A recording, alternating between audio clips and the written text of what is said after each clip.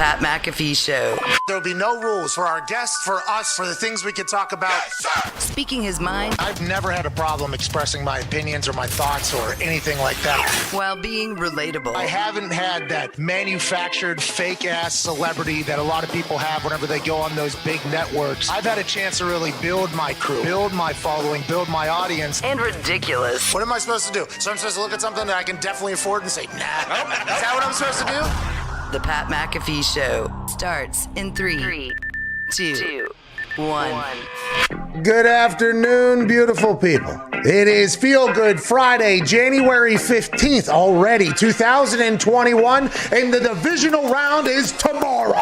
Woo! This show shall begin since Twine had the beat drop. I do believe we're going to be debuting some songs on today's show. What? Everybody knows we have to have independent artist music on our show because we stream live on YouTube, and the lawyers come down with massive hammers and strikes and ruin your entire business if you play any songs that have licenses elsewhere. Which, by the way, shout out to the musicians getting your money, you deserve it or whatever. We just don't want to lose our business. So some independent artists have sent us some songs. And by the way, King Kot's Hype Like Aaron Rodgers will be debuting today.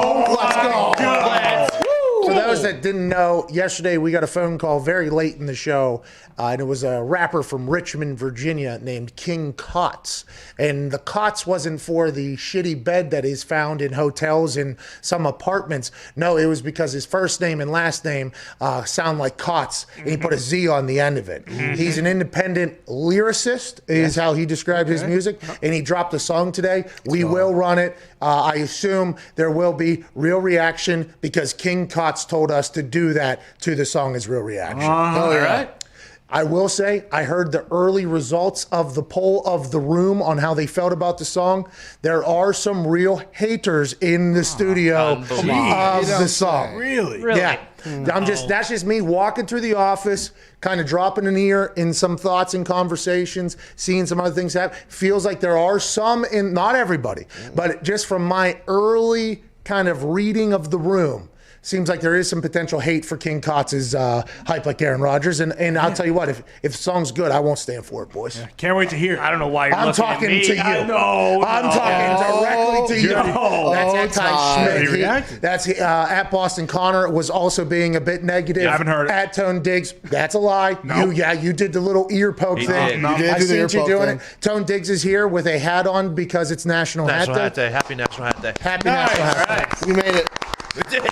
You took the COVID cowboy hat off because the COVID cowboy was entrenched in battle for about 24 hours. He needs a rest. You took the hat off. Now you got a little bit more of a Nate Burleson fashionable hat look at on your head. that. You look good. Thank you. Yeah, this is a feel-good Friday. This is more of a feel-good hat. The cowboy hat is for when you're going to war, my friend. Yeah, and you need the six-shooter out there. At Viva La Zito sitting on the couch. Zito, Chicago native, Bears Shut down, fan. bear down. That place is hilarious. The owners have no idea they're the owners of the team. I think do not. that is kind of becoming a pretty fun storyline here that's kind of building. And it's not great if you're a Bears fan. Well, maybe it is. I don't know. Maybe it is. But for us, it's a lot of fun because the internet's reaction to every time the owners of the Bears speak is awesome.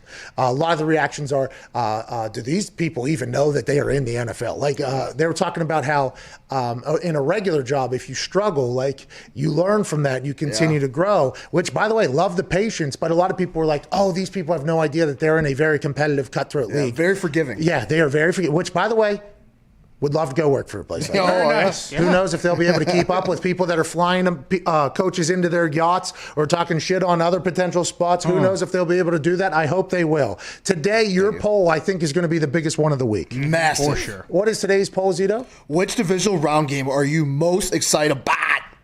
Last place right now, Browns versus Chiefs, 21.2%. Rams versus Packers, 23%. And then we got Buccaneers. Oh, actually, that was last place. Oh, no. 18.3. Yeah, it's okay. You did. It was an early run here. I came to very early. Yeah. That's on me. Usually I prepare my brain 20 times before I talk.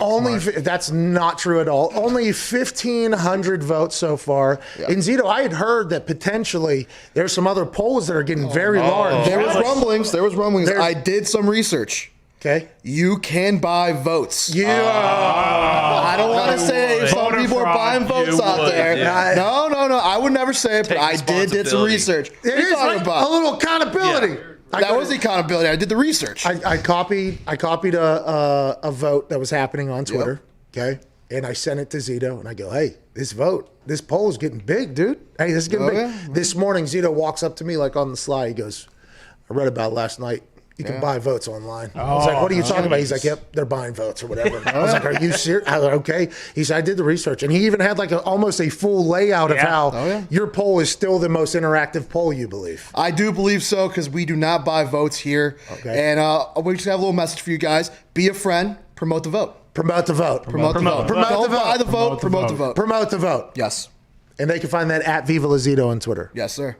And do you think that this is a good poll for Feel Good Friday going into the divisional round? This is the ultimate Feel Good Friday vote of all time. Okay, and which one do you think is going to end up winning the vote?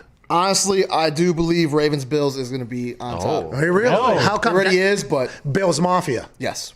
Bills Mafia very active on your polls. Very, very active. Yes. Also, the Chiefs Kingdom will wake up about halfway through the show. They have not been waking up recently. Oh, no. They sleeping? Oh, yeah. Chiefs Kingdom back and down. The dog pound will beat They're them the new out. Patriots. They don't care until the AFC Championship. Yeah, they're getting That's bored. the truth. Like, hey, season starts now. Congrats. Okay, here we are. We got home field advantage. No shit. Okay. finally. By the way, will the players think like that? Like that's last season. We talked about this yesterday on Hammer Don, which is a gambling podcast that comes out of the studio alongside Diggs, Gumpy, and Lombardi. We say things, and now we have the greatest soccer bettor of all time in Gumpy. Yeah. Okay, he's still hot. He's unbelievable. He should have an OnlyFans just for his soccer picks because that's how sexy and delicious those things are, and people should be paying for it. Yeah. Okay, that is a real thing there. And Diggs is one of the hottest football bettors on earth right now. But we were talking just yesterday. Last playoff run, the Chiefs defense decided, like, hey, we're going to take it up another level. Remember, Tyrann Mathieu started like, hey, now this matters. The defense started hunting. They started going. And everybody's like, with this defense playing the way they are, with Tyrann Mathieu, the landlord, calling shots, they can beat anybody. Now, granted, they were down 20-some-nothing at one point early in a game. So maybe the defense slipped in. But it felt like the defense, last playoff run, had this ability to get a stop when they had to. Where maybe in the season, because Patrick Mahomes is so good, the defense is on the field a lot, they weren't able to do it. Is this going to be the same type of thing? Are the Chiefs going to decide, like, all right, boys, here we go. If we focus for 1 month, we get another Super Bowl. Like, let's go ahead and go all out. That's starting to feel like a possibility whenever you think about how that game's going to play out. Now, hey, Jarvis Landry was just on a show the other day. Yeah. I am a big Jarvis Landry fan. Huge. Love Jarvis. Huge Jarvis Landry fan.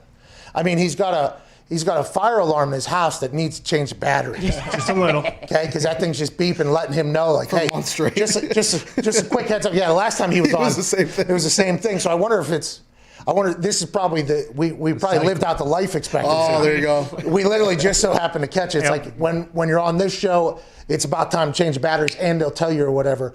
I love Jarvis Landry, love that Browns team, love what they got cooking, but the more and more I think about it, there's a chance that we see Patrick Mahomes and the boys dancing in the first quarter if they want to. Now, will they have not done that all season?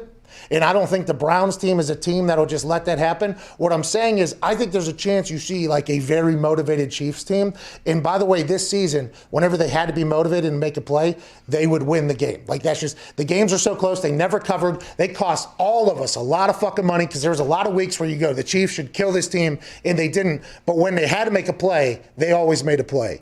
The playoffs, do they have the mindset that, hey, now is the time we have to make plays? And will they dance all over the Browns? Or will the Browns continue this incredible ride, get their coach back, get some players back? Here we go. What if the Browns are just a team of destiny at this point? When you were with the Colts, does that first round bye, when you're getting back into it, when you're getting closer to game time, is it revved up a little? Or I was does it take too some young. time? Yeah.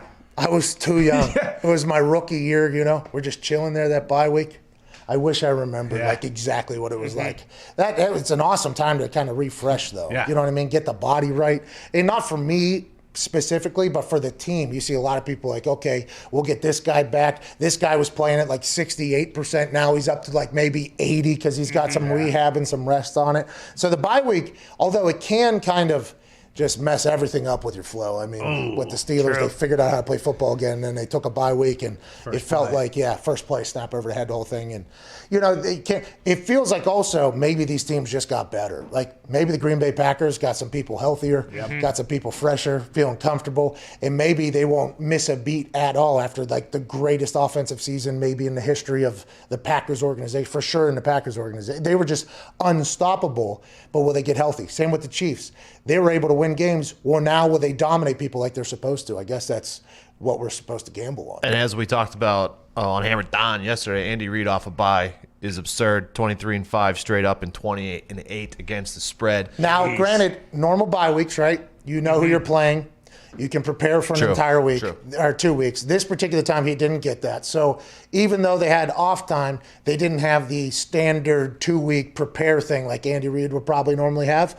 But is that more the X's and O's, or is it more the humans are fresh so Andy Reid can just run them 6 miles, which is what he does with his offenses? You'll see Tyreek Hill run 4 miles this weekend probably at this point. What's that, Ty? Do you think the Chiefs are good? It just seems like the Chiefs aren't going to cover. I mean, I don't think anyone thinks they're actually going to lose, but I feel like I do not think this is going to be a blowout. I mean, it just feels like. But you have no idea. Like I no feel like idea we have whatsoever. no idea. Like But- I had that thought all week. I was like, 10 points is so many points. Talk to Jarvis. Feels like the boys in the locker room very motivated in Cleveland. It isn't like they're happy to be where they're at. Even though they haven't been to the AFC Championship since 1989 over there. Okay, 1989, the Browns have not got there. It feels like I've all week alongside you, like 10 points is so many points. There's no way. But you could easily see in your head, if you start thinking about it, Patrick Mahomes just the first time down, just throwing 3 touchdowns in the first quarter. And just being like, okay, like that could happen. We've been banking on that all season though, right? Every time we bet on the Chiefs and lost inevitably on the Chiefs, that's what we were banking on. Is it because now it's the playoffs and they know that they only have to focus for 3 games? Like, hey, we have to go all out and focus for 3 games. Last year, we had the shortest offseason of anybody. Now, granted, we got all of our players back. Okay, we brought everybody back. It's hard to go back-to-back because sometimes complacency can set in. But instead, we had Zoom calls where everybody bought in. We still got the home field advantage of this thing. Now, for 3 weeks, all we got to do is just dial it in. Or 3 games, we just got to dial. I mean, it feels like they could go, and it would make 100% sense. But then betting against a 10-point spread So many. on a team that just, could have lost to the Steelers for sure, but feel like they're incredibly hot. They had no coach last week. I mean, that's an interesting game to bet on. All of them are kind of, but that's an interesting one. Did you see this week's bulletin board material for the Browns that Sammy Watkins said? No, what is Sammy Watkins, by the way, incredibly deep thinker. So Would love to talk to him sometime. Could be an alien. Sammy was tweeting during the Steelers game, and then another player on the team said, "Looks like we got some comp next week." And then Sammy replied and said, "I wouldn't go that far." LOL. Whoa. I love it. I absolutely love it. I like those things. And I think I've been very, very stern on that point. Like, I enjoy whenever people, there's different ways of being competitive. And I'm 100% okay with the people that talk shit if you're good. Now, if you talk shit and lose, and maybe we move on to a new, more self-aware version of competition for this guy or a girl. You know what I mean? So but Sammy Watkins, he'd been there, done that basically with everything. Kind of an OG.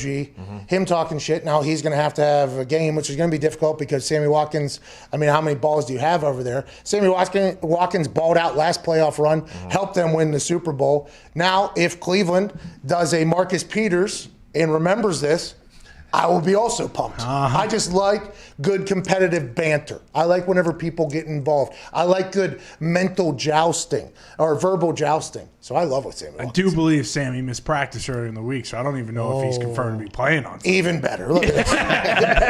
You know what I mean? Hey, I'm not playing, but you guys, I've been watching. You guys are okay. All right, I just watched that game. I watched that game. Now, a lot of his teammates are potentially like, hey, you're not even playing. Let's go ahead and relax. But I wouldn't let him know if I was his teammate. I would have been like, yeah, hey, shoot your gun, Sammy. Do what you got. Hey, Sammy, you do what you got to do. They're not going to do anything to me, man. If your tweet makes them block a punt better, all right, then I'm going to be pissed. But if your tweet that you're not in there potentially makes them want to tackle more, not because they're in a divisional playoff game, but because of your tweet, then maybe I'll be upset about it. That's what it's going to take for the Browns to win, though, right? Is they're going to have like probably a special teams touchdown and a defensive touchdown some way. Yeah, you got to steal a possession or 3, right?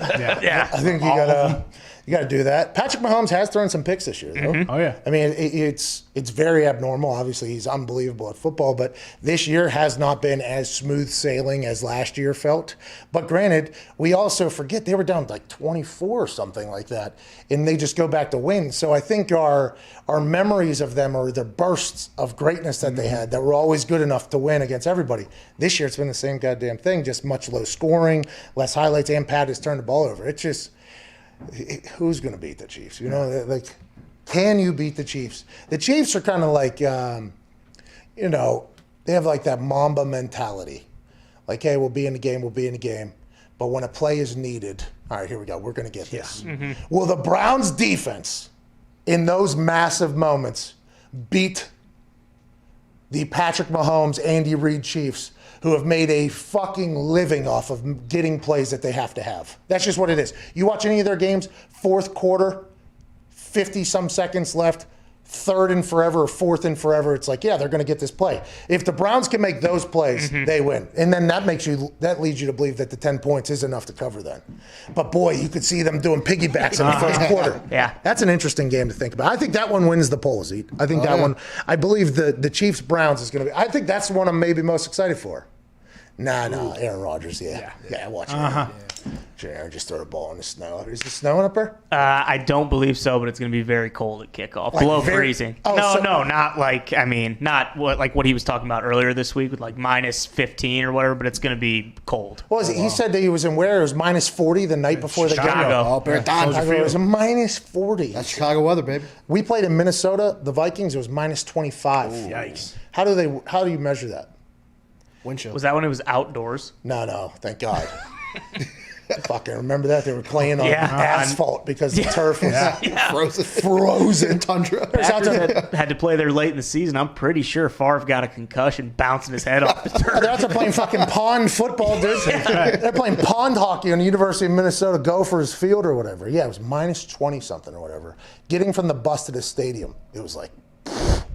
And then I think that was when I started leading to the conversation of how do they measure negative degrees? It's an interesting thought. Thank you. Whole place. That's what I did. I thought it's wind chill. Yeah, but how do they measure it? How fast the wind's coming in. How do you measure the absence of a degree in a negative fashion? I don't know how you do it. I honestly don't know. I'm sure there's some scientist or scientician in the goddamn thing here that will tell us on the Because internet. what's Or freezing method. point? Freezing point's negative 10? 32 degrees. I think you just get to 0, and then if it gets colder, you Let's just say, Is that true? Let's change the switch. yeah. You learn something new every day. You're a graduate of a college. Shot, see? That was a good shot. Only 20 off. All right. By the way, Pat, double-digit favorites are 6-1 against the spread in the divisional round since 2010. Okay, thank you. So that helps me out a lot. So but there is a 1 there. Yeah, so it has happened before. Let's get to a break. We have Mark Schlereth on the other side. I cannot wait to talk to him about everything we just chatted about, the games this weekend. Also, potential offensive coordinator for the Jacksonville Jaguars, Scott Linehan, okay? Formerly of the Dallas Cowboys, offensive coordinator there for a long time. He's a head coach in St. Louis for a little bit, I guess, and he was offense coordinator. He allegedly has a long relationship with Urban Meyer. Not 100% sure how. I would assume it's because NFL coaching with Urban Meyer being the head coach of numerous teams that just created incredible quarterbacks.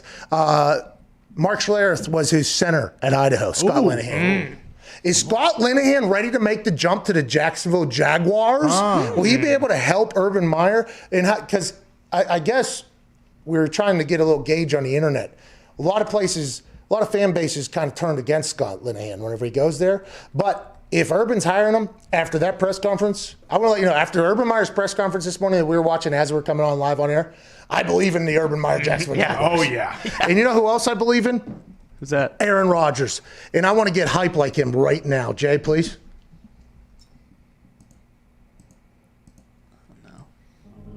Oh, here we go. Banger alert. This is King Cots, dude. Yeah. Shout out Aaron Rodgers. Yo, dude, shut up. Foxy, please don't put me on screen while this. You know, that's be uncomfortable for me. You're saving me from uncomfort. Hype like Aaron Rodgers, throw it with the honor. Oh. I'll be the starter, so I'll make them all mirages. Fight like Aaron Rodgers, oh. Worth the dollars. I don't need no drama, I have came up from the bottom, yeah.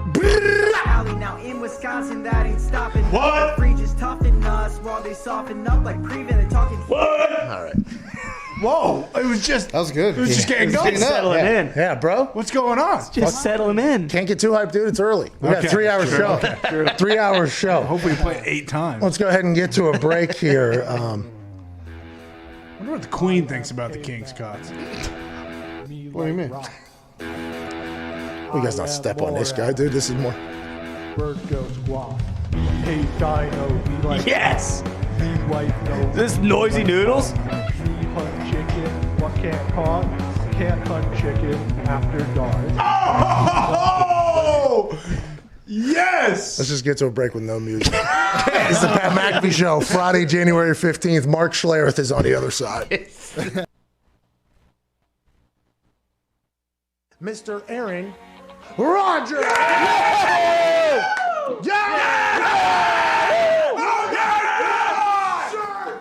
How was the bye week? You weren't allowed to leave. You weren't allowed to do anything. What did you do? I didn't do anything. I had the COVID test every morning, just like all of our guys. Make sure you vote. Listen, if you don't vote, not having Aaron Rodgers Tuesday ever again, okay? Make sure you vote. First Tuesday in November, right? So we're just going to skip this show? No. Did you watch anything like maybe Ted Lasso during the bye week to help that entire thing out? I didn't watch Ted Lasso. Jesus. Come on. Unbelievable. Don't vote, Aaron. Hey, don't vote. You know, in a tent in nature, just camping on my own property. You camped out on your own property during the bye week? Yeah, I'm kidding about that. Oh, my. Did you really wear number 40 at West Virginia? Yeah, it was my GPA and my favorite drink. Oh, you are wearing shorts. Yeah, come on, bro. Oh? Pat doesn't believe me that they don't give Toradol shots there. They don't give Toradol shots. But Age would drink this green legume drink that I'm sure was legal, but it made his body he had the worst gas you could How do you maintain that high level for so long? Is it like super competitive? Like you have to be an ultra competitive human being to be a quarterback? Well, I think it starts with being hyper competitive. You know, I think that's a trait with all the long time great players is you just have I love to compete. I think the most important thing is you have to be self-motivated. And again, that may seem like a standard statement, but it's not. I mean, not every player is self-motivated. Hey, how's Jordan Love doing? We don't hear much about him. You know, this is a good time for him to learn, to see what it looks like, to see what the week's preparation look like, and just kind of soak it all up. And does that change where you throw the ball to people if they're more of a body catcher or hands catcher or anything like that? You know, anybody that catches the ball with their hands, it just changes the whole catch rate. It changes the whole confidence you have in throwing them. But anybody that naturally catches the ball with their hands probably gets a few more looks. I would say this: there's places that I would like to go in the future, and one of them is Egypt. Ooh. When were the pyramids and the Sphinx? When were they constructed? Also, like, what kind of technology did they use? It was aliens. Say it. Yeah, it was definitely aliens. Bingo. Yeah, there it is, by the way.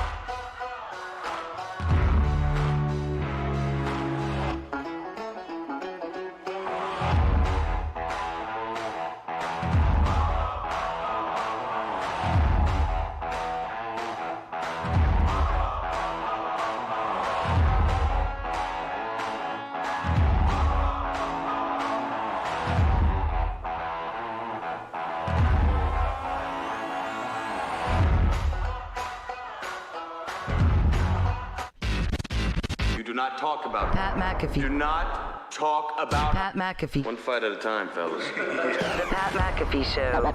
That's right. Welcome back to that show. Joining us now is a man who we are very thankful for his time this season. Always gives us a great conversation. Now it's a divisional round conversation with this man. He's won Super Bowls. He's called games. He hosts a show. He's been a soap opera actor. Oh, yeah. Whoa. Yeah, it's real.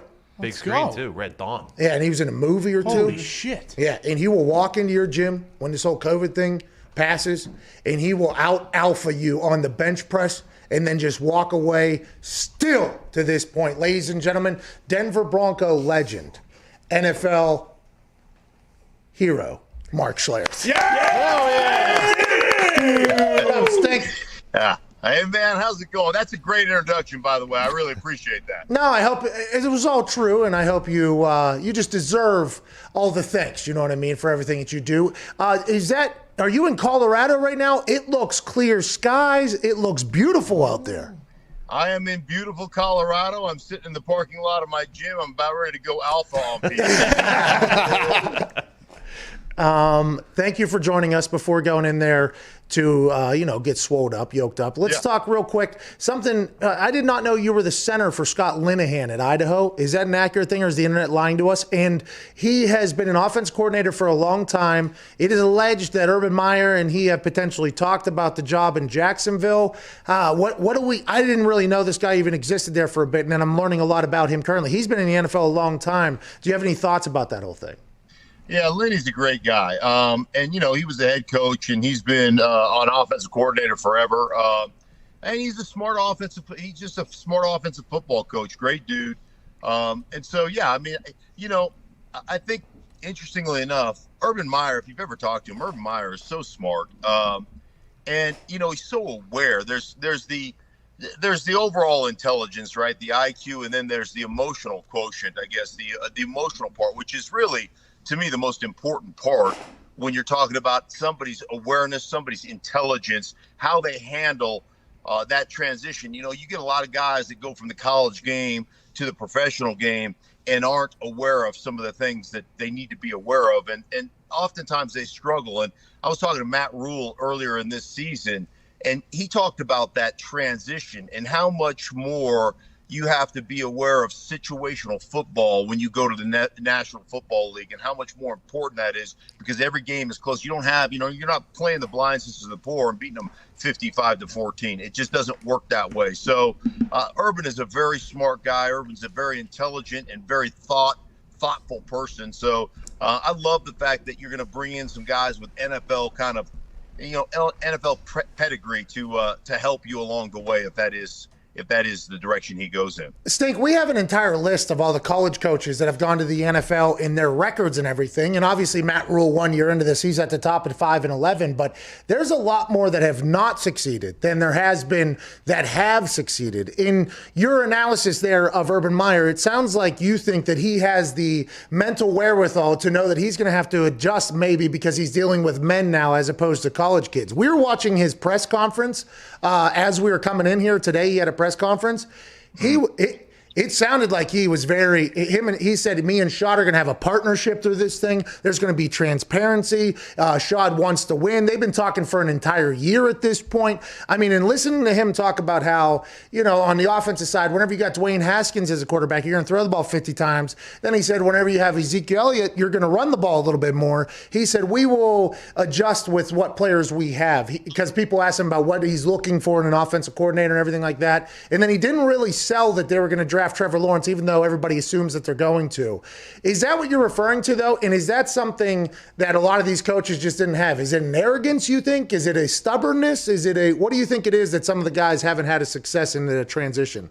Well, I think a lot of times you come in with a just a thought of, this is what I am, this is what I do, this is my system, this is the way it works.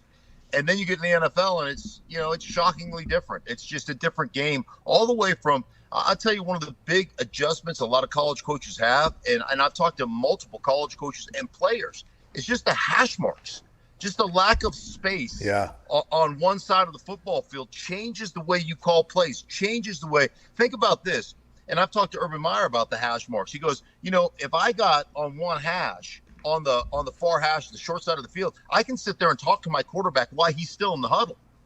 I can make adjustments and I can shift players in and out where the defense can't necessarily, or the other team can't necessarily match those adjustments. And I can get them stuck just on one side of the field. I can get them stuck in a personnel grouping that they don't have any ability to match up. So it's just a different ball game.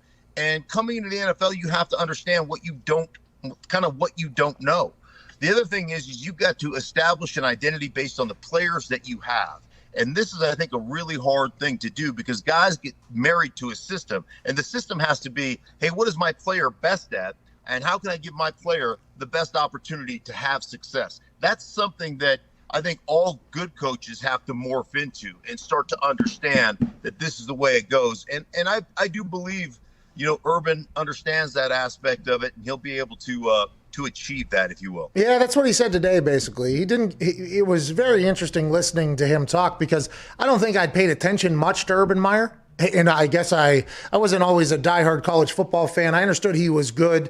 Then, you see him on TV. I listen to him break some things down. I'm like, okay, it's good coach speak there. Listening to that entire press conference, I was rather impressed with the way it was all handled. Now, granted, the Con sent him a Lear jet. I mean, a mid-sized jet. That was a very interesting move. I think Irsay's would have sent him a G5 or G6 out there. Could have got him at least a Hawker, maybe a little bit bulkier thing. But I think the Jacksonville Jaguars are in for an entire new page. I'm excited to see how it plays out. Let's talk about Bob Salah. Bob Salah gets a job at the New York Jets over the Philadelphia Eagles and anywhere else, basically. You've gotten a chance, I assume, to talk to him personally. We have not. How do you think this fares? And is this big Joe Douglas telling him, like, hey, let's go ahead and win this thing? And also, don't even think about going to the Eagles. That place is on fire right now. Yeah, I tell you, he's been one of the guys that I've had a chance to connect with. I was texting with him today that I just love. I mean, I love his attitude. I love his connectivity. I love the, I always say this about business or about radio and something that you've done exceptionally well. And I am sucking up to you, but I mean this wholeheartedly, is that you're either in the relationship business or you're going out of business.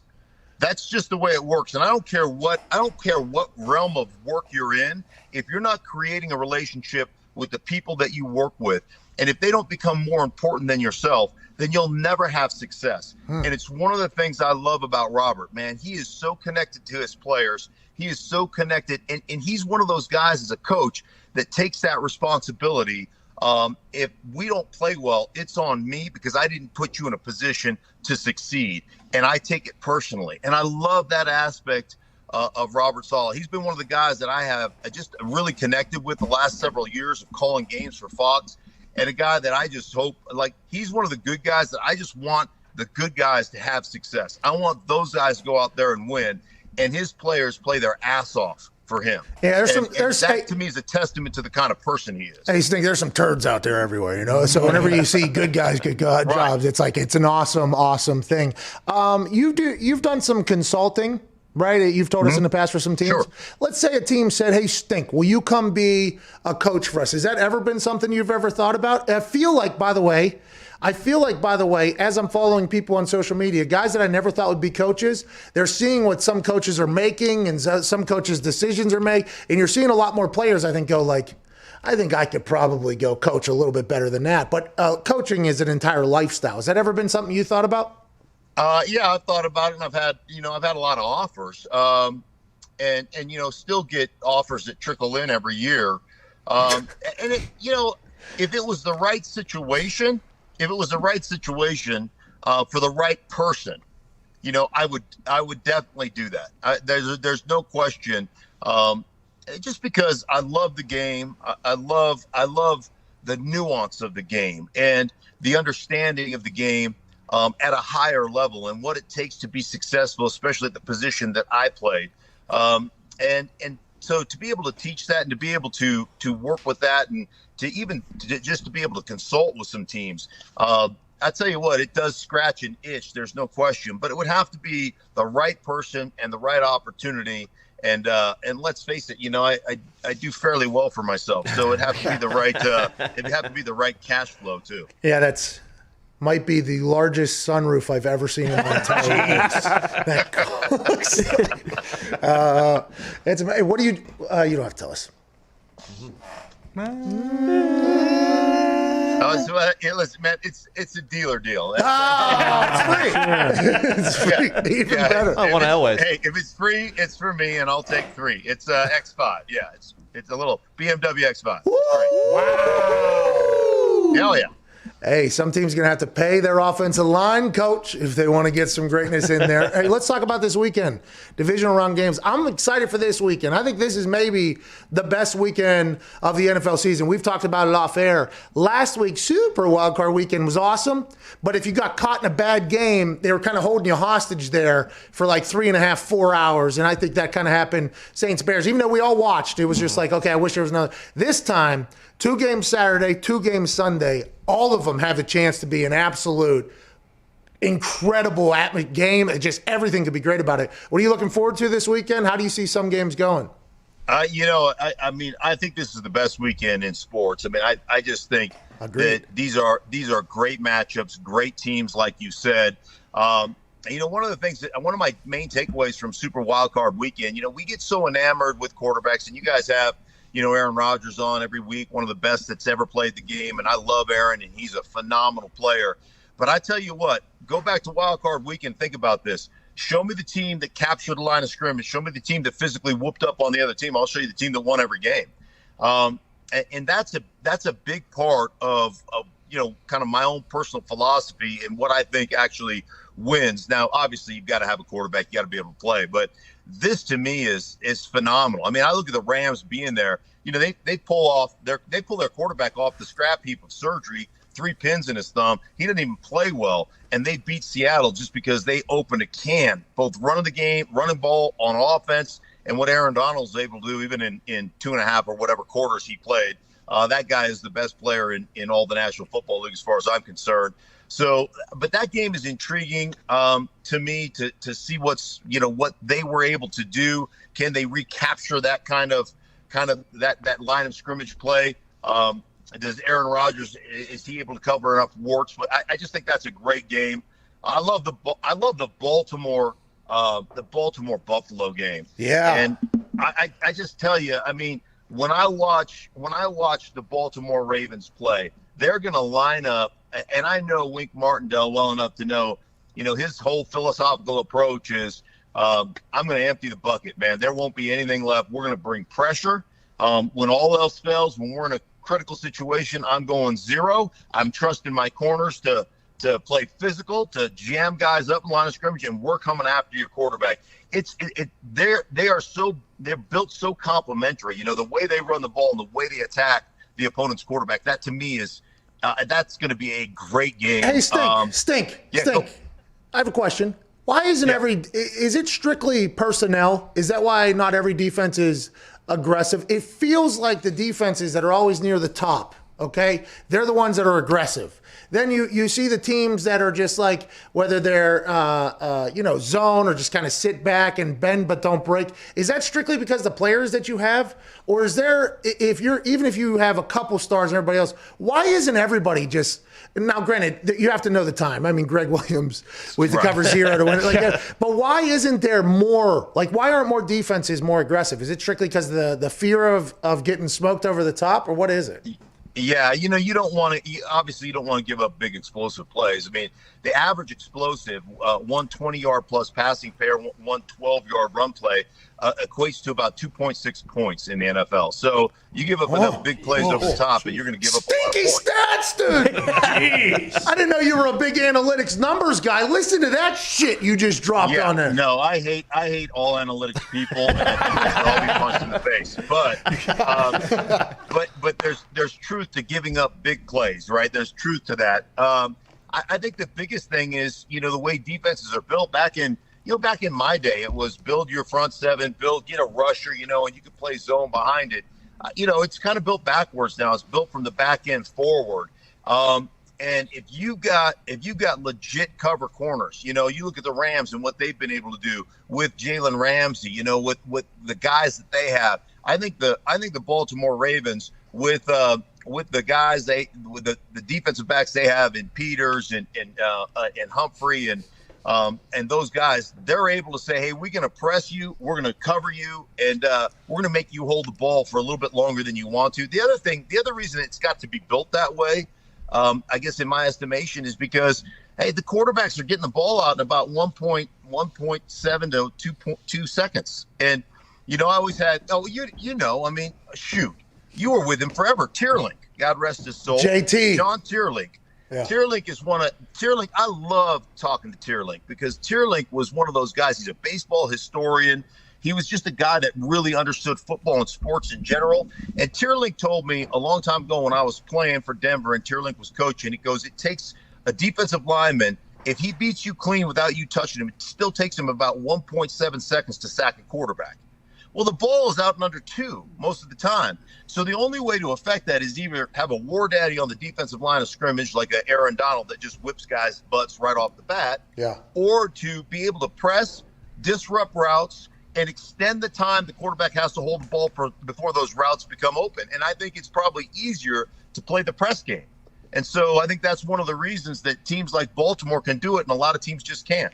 Okay, you mentioned a legend there in Tierlink. I watched one evening, like maybe 60 beers get delivered to his dorm. Wow. And those were gone before the next week.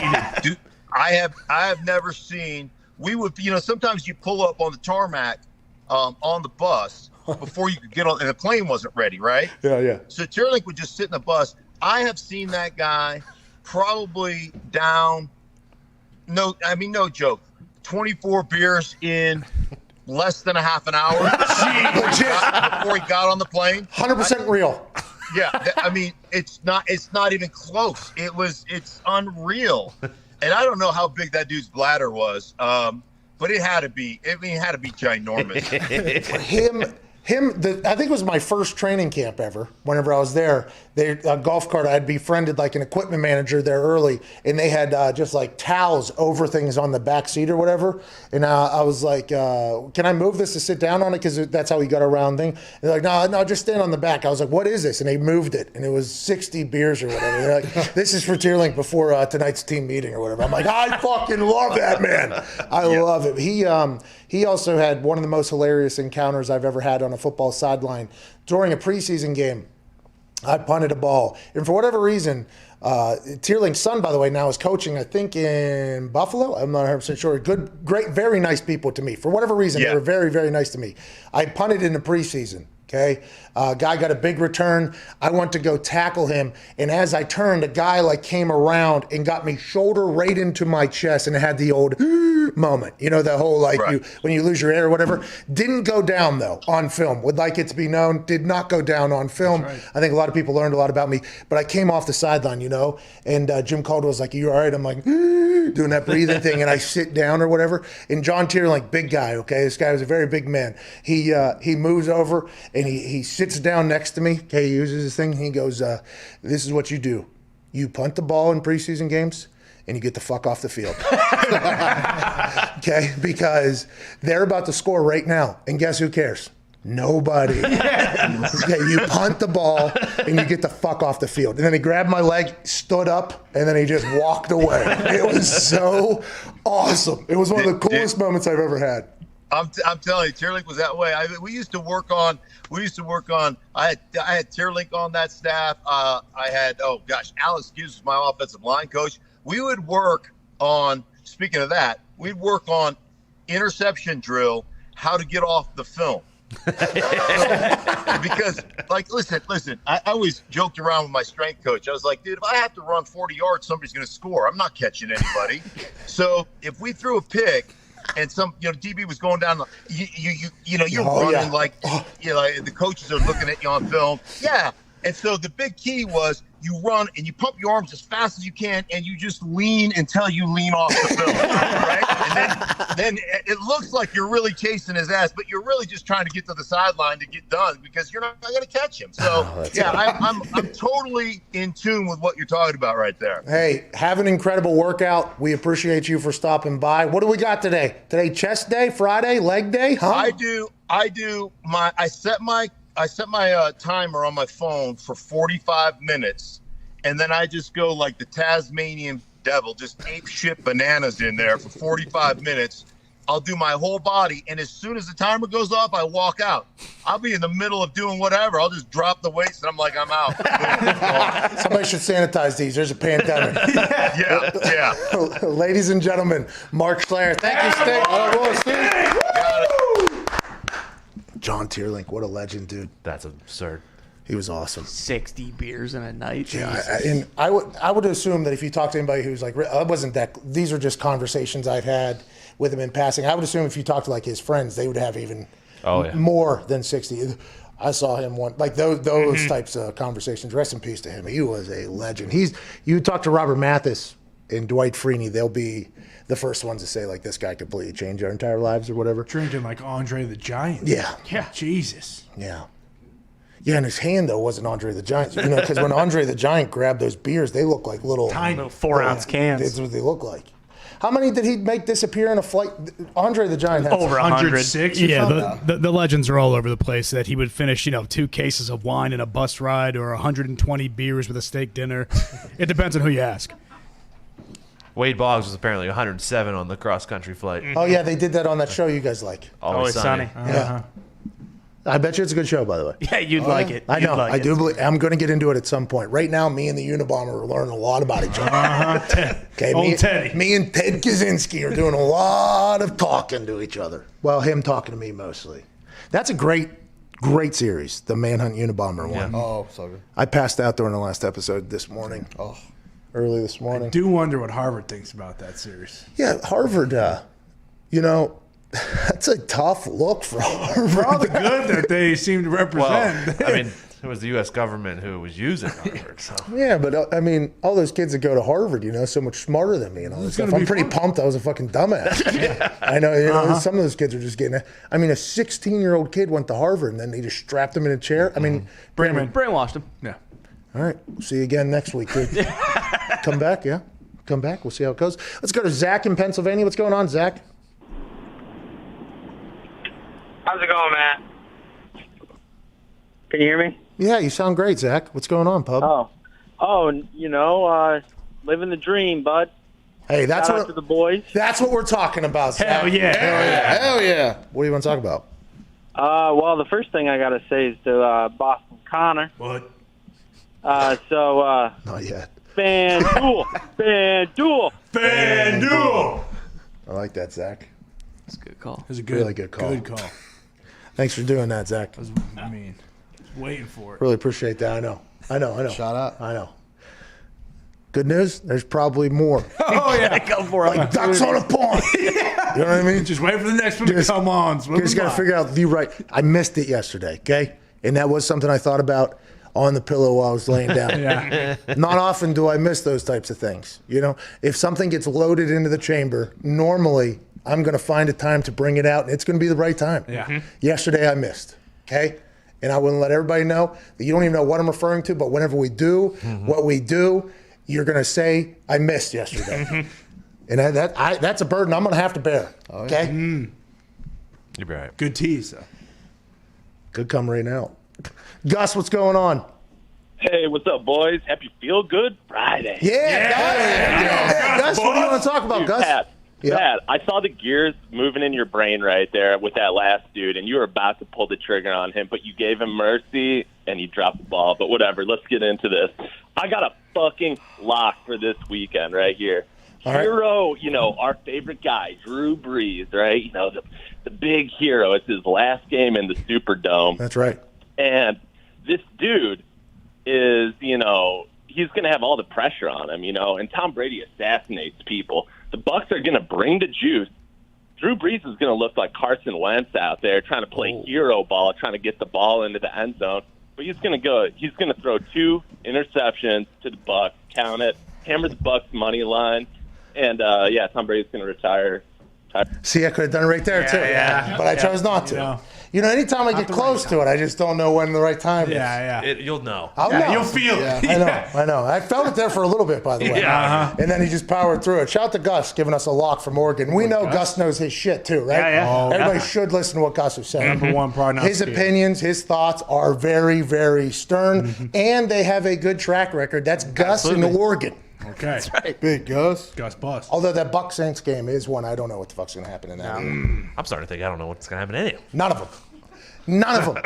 Earlier in the week, I said, I think I know what's going to happen. I got my locks already locked in. The more and more I learn about these goddamn games, the more stats that get dropped into my brain, the more highlights I watch, the more lowlights I see. I have no idea what's going to happen this weekend. I got no clue. And by the way, that's why I can't wait for divisional round football. Oh, yeah. Hell yeah. Bucs are getting 3 points in the Superdome. Per Gus's report, this is his last game in the Superdome. Whoa. The Saints' last game in the Superdome. Wow. Who knows? Gus in Oregon says he's got a plug that says Drew Brees is going to retire after this year. We saw initial reports. We will not report those because we have to get them third and fourth checks because of what happened with the Juju bees the other day. Correct. Bro, they're still coming after Diggs. Diggs deserves it, though. He does. Diggs deserves it. He does. What you've said about the Juju bees and Juju. Is that Benedict? No, don't give me that. I'm not saying anything disparaging about the Juju bees. Did you? No, of course not. That's Diggs. That's his area of expertise. Oh, I really thought the Toxic Twins, old Nick and Ty. I thought you guys had a couple batter up a couple times. That old Juju. What's funny is they're mad because I called them soft, but it seems pretty soft mood to get mad about someone calling you soft. Oh, see that. Reverse psychology.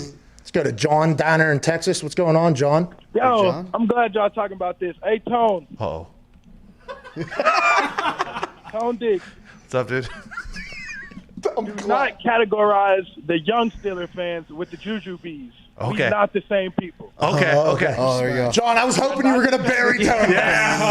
You're right. It's the TikTokers. Yeah, I don't do that TikTok, none of that. I'm a Steelers fan from 2008. I don't do none of that. I'm not a Juju bee, so speak about them specifically. Okay. I respect you. I respect that. There you go. I like that guy. All right, not all Thank youngs. You. Have a good day. Wow. And that's how he ended the call. PSA. John in Texas. Great call. I love that guy. We need more Johns in Texas. Hell yeah. Not all youngs, okay? God, I'm thankful you guys are talking about this. That's how it started. Was that what he was initially going to talk about? I don't know. You heard a real uh-oh from me. Yeah, because I thought John in Texas was going to go after you. I could tell he was for real. Hey, Mitt, was that what he was going to talk about initially anyways? Was the Juju beast? I think he's sleeping. He wanted to talk about the Browns, but he pivoted. Good job. Made it even. Wow. Fucking great call. Take some lessons there, callers. John in Texas with a great call right there. Unreal audible. That's awesome. It's a good audible. He just got dropped into a conversation and said, you know what? What I was going to ask, not really worth it right now. Got something for you but now. I've been thinking about this. Hey, fuck you, Tone. Uh-oh. That's what Tone said. Keep them separate. It's a good call because I did see you getting a lot of hate from the younger fans saying, because you said they don't know shit. That seems like a old white yelling in his front yard. You know what I mean? Mm-hmm. And I think that's what John was thinking. I am 32 going on 65. So. Isn't it wild, though, that we are doing a lot of like the I don't know where any of these songs are. We updated the list. I don't know what any of them are. This one's going. Ooh. Okay. Yeah. Never heard it before, have you? Down the street. Austin Powers. It does sound a little left coast. Mm-hmm. Hour one wrapping up. We'll be back on the other side with more phone calls. DeForest Buckner will join us. Wow. See you then. If something happens one time, anomaly. Happens 2 times, it's like, oh, okay, maybe. But whenever there's a trend of 18 plus, 20 plus things being predicted, you got to go like, hey, Groening, the gig's up. We know. You're a time traveler. Just tell us. Bro, I just want to talk to you. I got so many questions.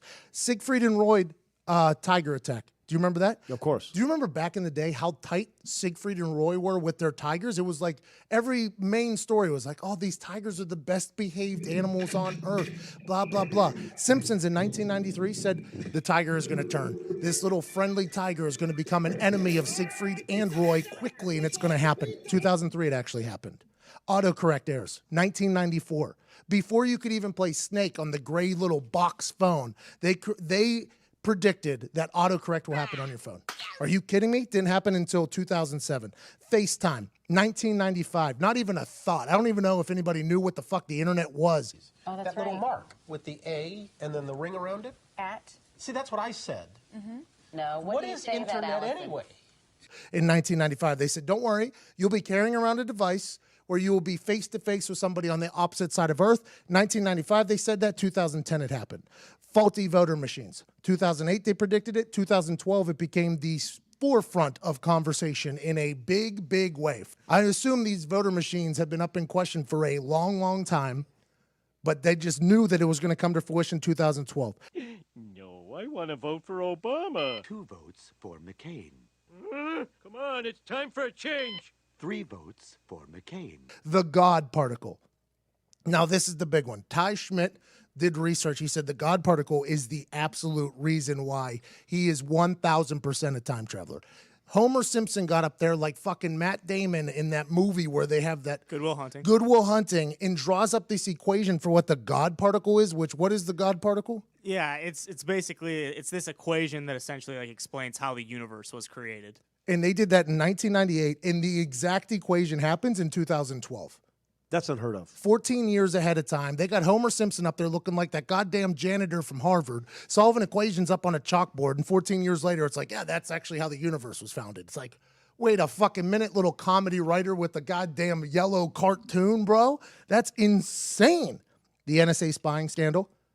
Everybody knew that the Patriot Act was like in existence, but nobody had a clue that NSA literally knows everything about you.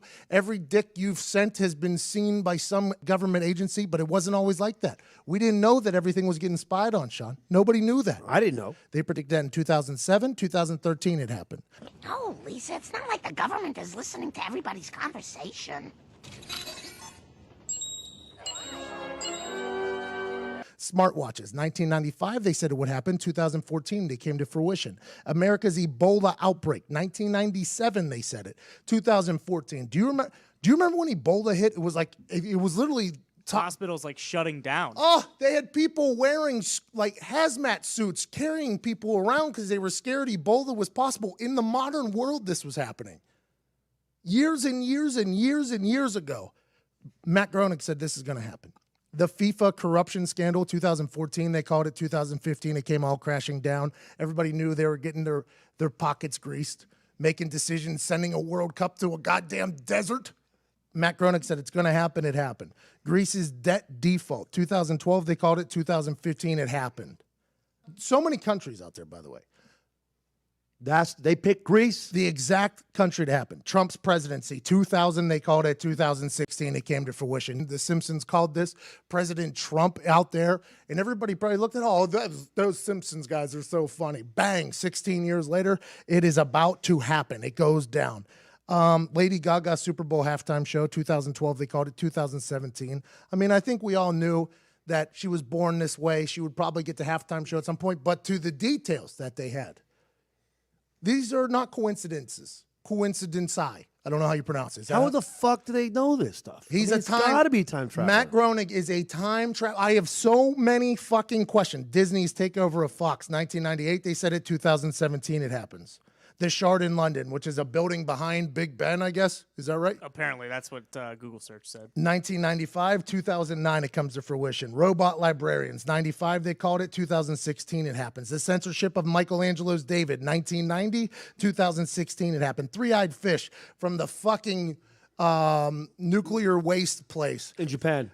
Three-eyed fish comes to fruition in 2001. Matt Groening did it in 1990. 9/11. 9/11.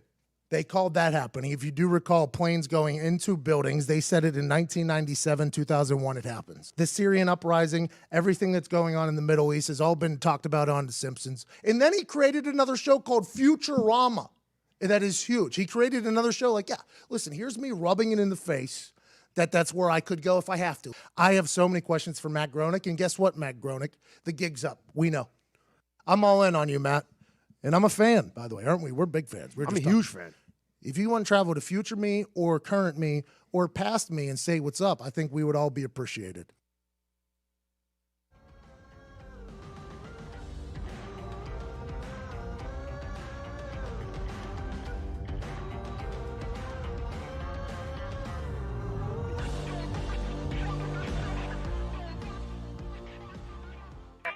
The Pat McAfee Show.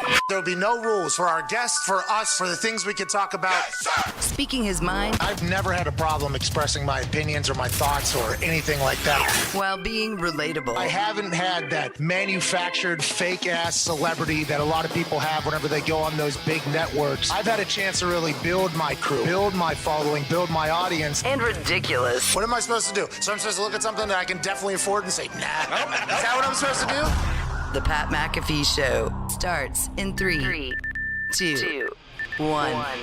Welcome back. Feel Good Friday, January 15th, 2021, here on Sirius XM, Channel 82, Mad Dog Sports Radio. Hour 2 begins immediately after this beat drop right here. There it was. Did you hear it? Mm-hmm. Yeah. It was like it built up and then it stopped and then a beat came down from the heavens. Crashed. Good beat. Shout out to Twine for that beat drop. Just a quick little blurb about basketball. As we were coming onto the air, Connor did some mathematism, and turns out Kyrie Irving has basically just said it's cool to $867,000 over the last week or so for deciding not to play. $817,000 of it probably coming out of his contract from the Nets for missing games and practices and meetings and probably things like that. And then a $50,000 fine from the NBA. So $867,000 because he didn't feel like it. Shout out to Kyrie just for being able to be in a position to say, fuck it, to $867,000. Yeah, wow. Shut up. Good for you. Shout out to Kyrie. Congratulations. The GM said that Kyrie talked to him and said he's excited to come back. Nice. And also the GM said that Kyrie and KD are going to work extra hard to make sure the Harden introduction is very easy. Oh, here we go. Yeah, so look for the Nets to potentially go on a goddamn run. Now, granted, I assume Kyrie will make that $867,000 back, but at one point, he would have had $867,000, but he chose to rest for a week. Okay, that's all he wanted to rest. He didn't feel like it. Now he's going to come back better than ever. You think the Nets potentially ask James Harden just take 2-3 weeks, go ahead and get back into shape or whatever? Hit 40 pounds. Yeah. You think so? Might as well. Listen, it feels like you guys were trying to body shame him there. No. Well, I thought that's what we were saying. He has to get back in game shape. No, He's no. fat. Right now, I'm not saying that. Yes. Come on. See, that's what I was referring to. Look at the pictures. Yeah, but what you were bad angles. As a player that has shown up at training camp at numerous different body types and weights, I would never do that. But it does appear at his position, he should be in better shape than he is at the exact moment. And in my position, there was even times with the lack of movement, my job involved, where people said that I should probably lose some weight as well. So saying, probably 2-3 weeks though, James Harden works out. Yeah. That was in. He'll be right back into it. How are the Nets doing this year? Are they good as Kevin Durant just winning them games all by himself? Yeah, he did beat the Nuggets on his own this week, actually. But I think they're like 500 right now. So And does it matter? Yeah. Doesn't matter. So early. Yeah. Very early. Doesn't matter. Are they going to be able to get a full season in? Are they going back to a bubble? What is the NBA going to do? Does anybody care? How are people watching the NBA right now? Don't think anybody cares, but it's a 72-game season this year, so it's 10 games shorter already. But the playoff bubble is always a possibility. And I will say this. I saw Shaq hold 4 water bottles in his one hand this morning on the internet on a television show last night on TNT. Yeah. Unbelievable. Absolutely unbelievable. That was great content, okay? Love Shaq. I'm not sure anybody's watching those games, though. But I would assume that as things get more serious and more important towards the end, with numerous super teams now happening, Okay? Yeah. I would assume back in the day whenever the Heat were a super team and there was other super teams, ratings were probably up because you can kind of, babyface heel thing you can wrestling this up a little bit. I would assume the Nets will be the heels, by the way, and then whoever else will be the baby faces. I would assume at this point, the way the media is pitching this entire thing. LeBron has spun his way into a babyface role, and the Lakers are now the team everyone actually wants to win. And he's having fun, he's $100 bets on threes in the middle of the game. Yep. Doesn't matter. You know what I mean? Bet. Also, him versus Kyrie in the finals potentially after Kyrie was talking all that shit on him in the Now, offseason. Kyrie has since said, since I've gotten older, I do apologize for the way things went down with LeBron. I think they have settled their beef. Yes. But I would assume Bron don't forget. Bron ain't gonna forget. No. And that's NBA talk, dude. Yeah. Look at that sports show. See you next month. Who's doing good? Lakers, Celtics. Yep. Are they actually? Celtics are actually top of the league, but they unfortunately did have an outbreak, so we haven't played all week. So you brought up a team that literally Back tonight. Hey, we're back tonight. Team's back tonight. Yeah, with what potential COVID cowboy brain? Yeah. No. We got to watch. By the way, congrats to all of them surviving. Yeah. Thank God. COVID cowboy brain's a real thing. Yeah, when you're in a war with 3 people right now. 3 different groups. It seems like whenever taking it on all fronts, man. If you survive Something's gotta COVID, you are not scared at all to throw yourself right in the middle of a beehive. You go after the Cleveland Cavaliers now, Tony. Yeah, I don't think anyone would care. Yeah. No, they wouldn't. No, they wouldn't. You want to talk about caring for those sports that aren't football?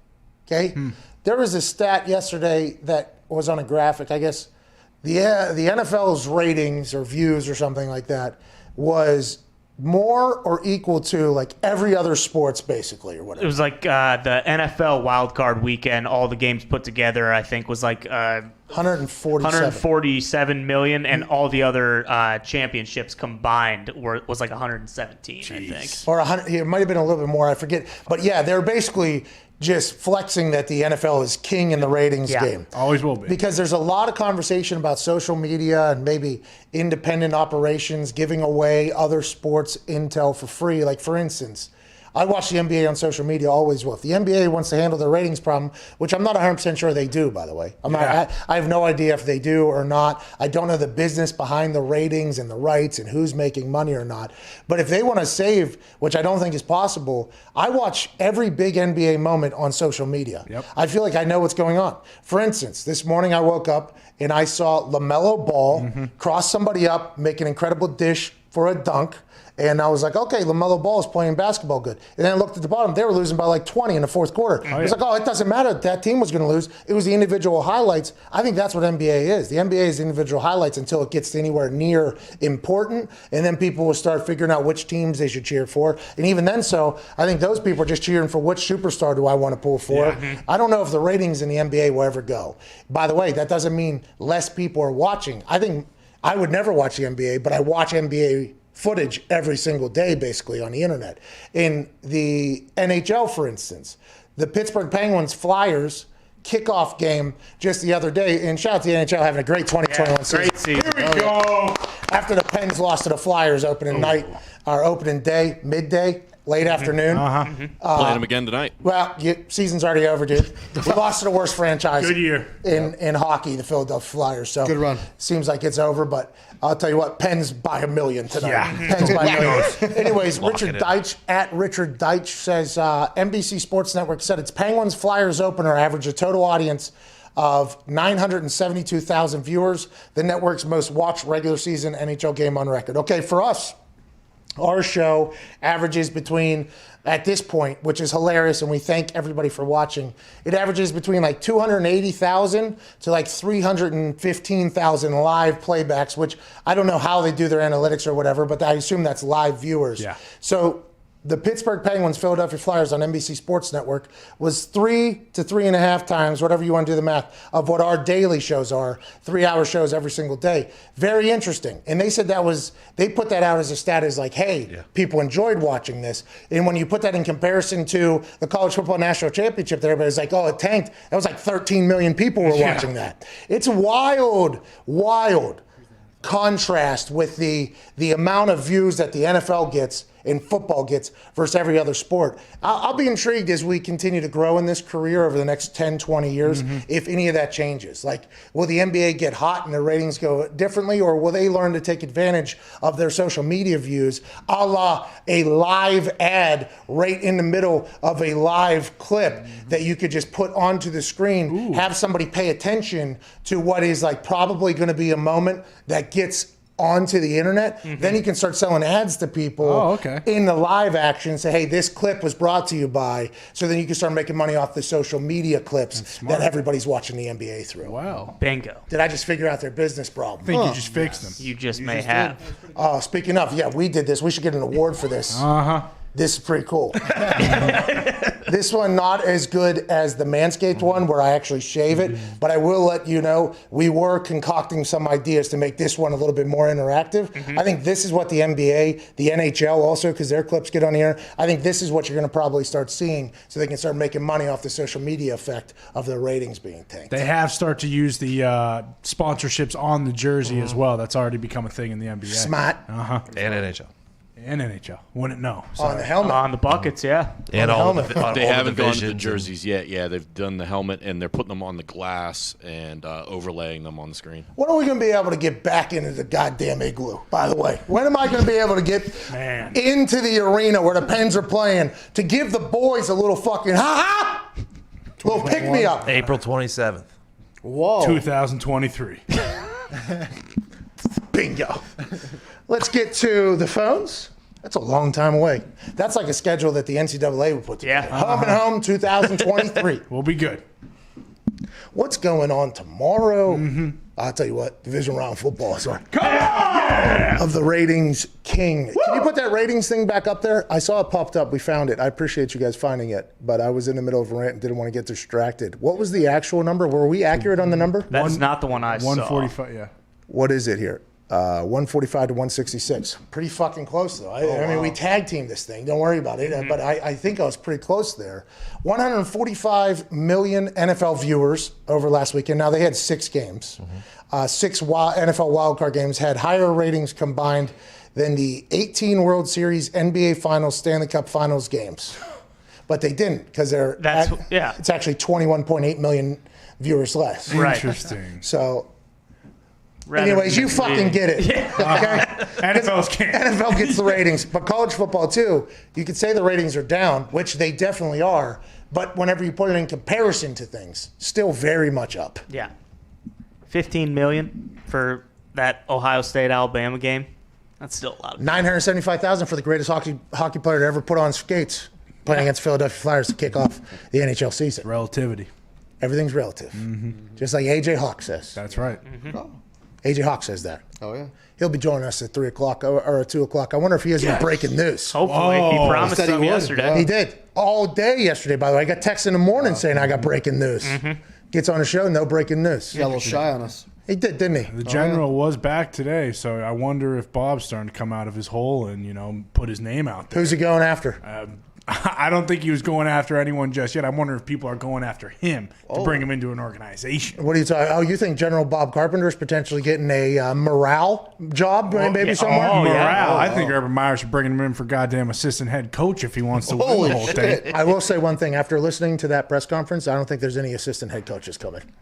I believe everything's going in Urban Meyer's vision. Was the exact that was the lower third. The lower third was Shad Khan will not confirm who has final roster control, but every decision will be made in Urban's vision. Okay. That's awesome. See, I thought Could you imagine if he fucking just goes to a dry erase board? This is my vision. Like, I can't cut that guy. This is part of his vision. What if he has a manifesto down there? He might. Everything will go with Urban Meyer's football manifesto. That's what they should have said there. Ted Kaczynski, by the way, quite a writer. Man. Oh, yeah. Hell of a writer. Put some words together. Well, and he spelled those words interestingly, which kind of kicked him right in the sack. Yeah. Got him. Too smart. Too smart. Too smart. Or can't have your cake and eat your cake and have it too. Yeah, Something exactly. like that. That was great. This is, probably a very small group of people who know what I'm referring to. But that fucking Unabomber thing is 100% worth it. Yeah. What was that, before 1978? Yeah, in the Chicago Tribune or something like that. Yeah. And then he's setting this up in, he wrote the manifesto in a PhD style between 67 and 72, because before 67, it was something, in 72, it was the different. reference page was in the front. Yeah, the content, yeah. Boy, it's amazing. Oh, yeah. Now, granted, it took them 17 years to catch him, but they finally got high enough to get to that point of reasoning. Yeah. Let's start figuring this guy out a little bit. Diggs. Yes, sir. Whenever you talk gambling divisional round, Yes. you gave a little stat there. 6-1, I think you said. I did. Teams that are double-digit favorites cover as well. Is there a lot of money moves happening this week? Who has the most amount of money? Is the money evenly split? What are the sports books trying to tell us? What are the lines doing this weekend that can give us a little bit of a hint on what the fuck we should do? Because as we're talking about everything else, in the back of my brain, I'm currently trying to figure out what we're betting, what we're picking, and whenever it gets figured out, okay, let's go ahead and run with it. I have no idea what's going to happen this weekend in these games. Let's look to the sports books to tell us a little bit about what we should be thinking. Honestly, there's not that much this weekend, because the highest money total on one team is the Browns have 59% of the money and the Bucks have 59% of the money. So it's not like you'll have weekends where there's 88% of the money, 99% of the money. And they, by the way, they never win. No. So like the highest Those this weekend, ones never, the 89, 90 ones that seem like an absolute lock, you might as well go ahead and hammer the opposite. Yeah, fade it. It has happened this year, I would assume more often than not, but those chandeliers, okay, in that FanDuel Sportsbook app, you see how quick it operates, all right, and how smooth it goes and everything. There's a reason. That's just because they're money, okay? So we have to remember that whenever they're making their lines and moving their shit and the odds and everything like that. What's that, Diggs? So Packers have 57%, Ravens have 52%, Browns have 59%, Bucks have 59%. Those are the favorites in there. But so the Packers getting more of the money and them going from 7 to -6.5 is a weird little thing. And then the Browns having more of the money and Browns going 9.5 to 10 is a weird little thing, but it's small.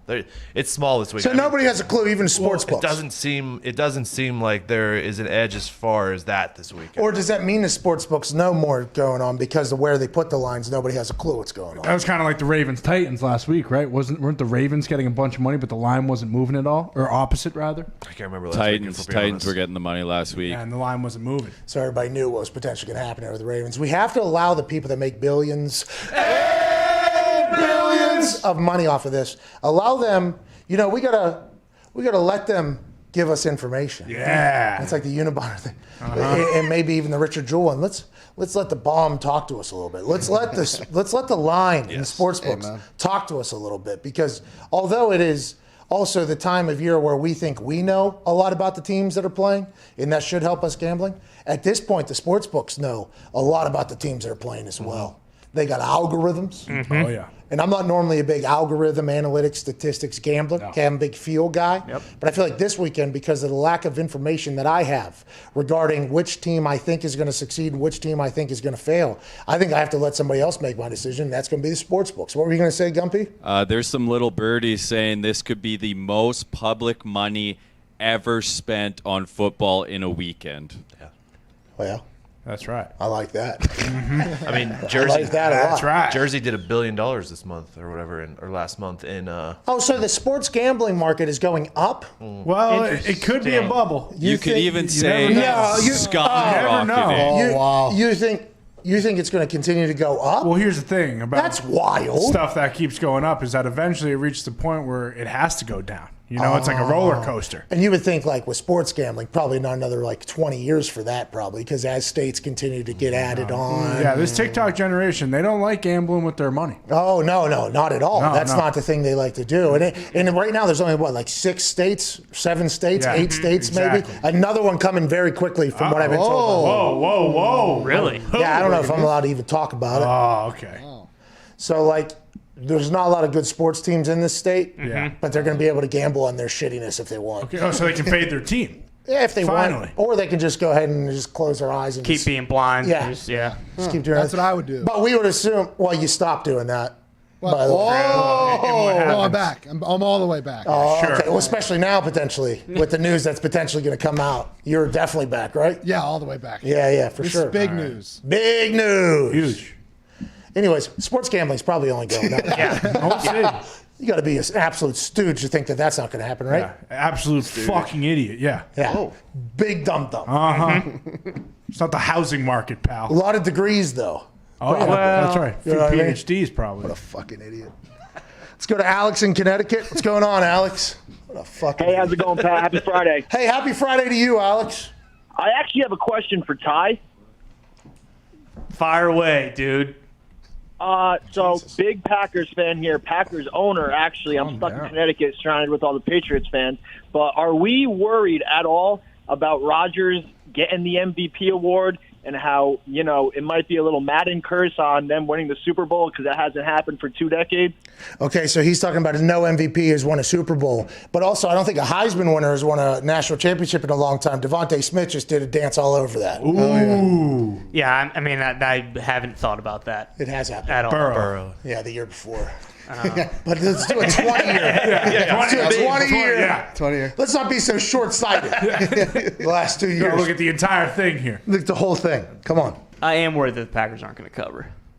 I bet on them at -6.5, and you keep saying that you think they're going to win by 40, but I just I By the way, don't know. maybe 50 at this point. If it gets colder and colder in Green Bay, Raise it that to 55. number's what's that? Go 55 while you're Yeah, at it. that's what I'm saying. That number's only going up as the thermometer's going down. It's only going up, pal, for me. That'd be awesome. I'd love to see it.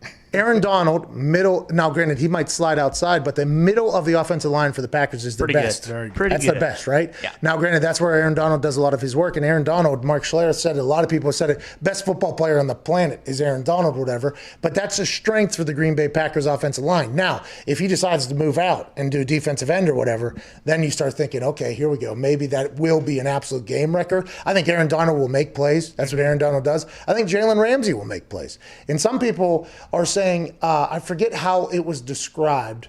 Ocho Cinco put a tweet out about it. Basically, like Devontae is like a Picasso painting with his routes. Okay, it's like watching, like a great painter work with the way he runs. And then Jalen's just like a cover corner. And it's like a must-see matchup. I think Bucky Brooks said it on NFL Network, and then Ocho kind of relayed that message. It is for everybody, though. That is going to be a lot of fun to watch. But for everybody to watch that, you have to just assume that Aaron won't be able to succeed if that is happening. And even if Devontae, let's say, doesn't have the normal 7, 8, 9, 10 catch game, there's other weapons out there. And that offense is moving balls right now. Yeah, exactly. I mean, I think Devontae will still get his, but they're going to, like, a guy like Tanyan's going to have to step up. MVS is going to have to step up. I look for, sprinkle a little money on maybe those guys as anytime touchdown scorers. I mean, I do like that. And then also their running game. I mean, if Aaron Jones shows up and plays well, I think they'll be fine. But I think it's going to be a close game. I don't. Hey, I hope it's not, but, Those guys out of the backfield too, Williams and Jones. I mean, that's And how you counteract. And the other running back. That's how you counteract a good aggressive defense. Are you on Connor's side that heavy that you won't even say the guy's name because they got an inevitable Oklahoma drill that's coming up? You're right. A.J. Dillon's going to smash that stooge right him now. out. That stooge, Aaron Donald is what he's saying on the Rams defense, I think. What's that? I think he was referring to Aaron Donald as who A.J. No, I was talking to you, the loudmouth dickhead. No. Whoa! Holy shit! That was out of nowhere. I guess so. Yeah. That did Feel Good Friday. I guess no longer. You did not deserve that. It was a fun divisional weekend, I thought. Also, charcuterie board Friday. Yeah, we're having a good time. Diggs just pumped his fist in full celebration. Can't wait to hear what news is about to be broke here. It's just the best. It's the best. Saints assistant head coach / tight ends coach Dan Campbell has emerged as the favorite to be the new Lions head coach. Let's go! Let's go! Sources tell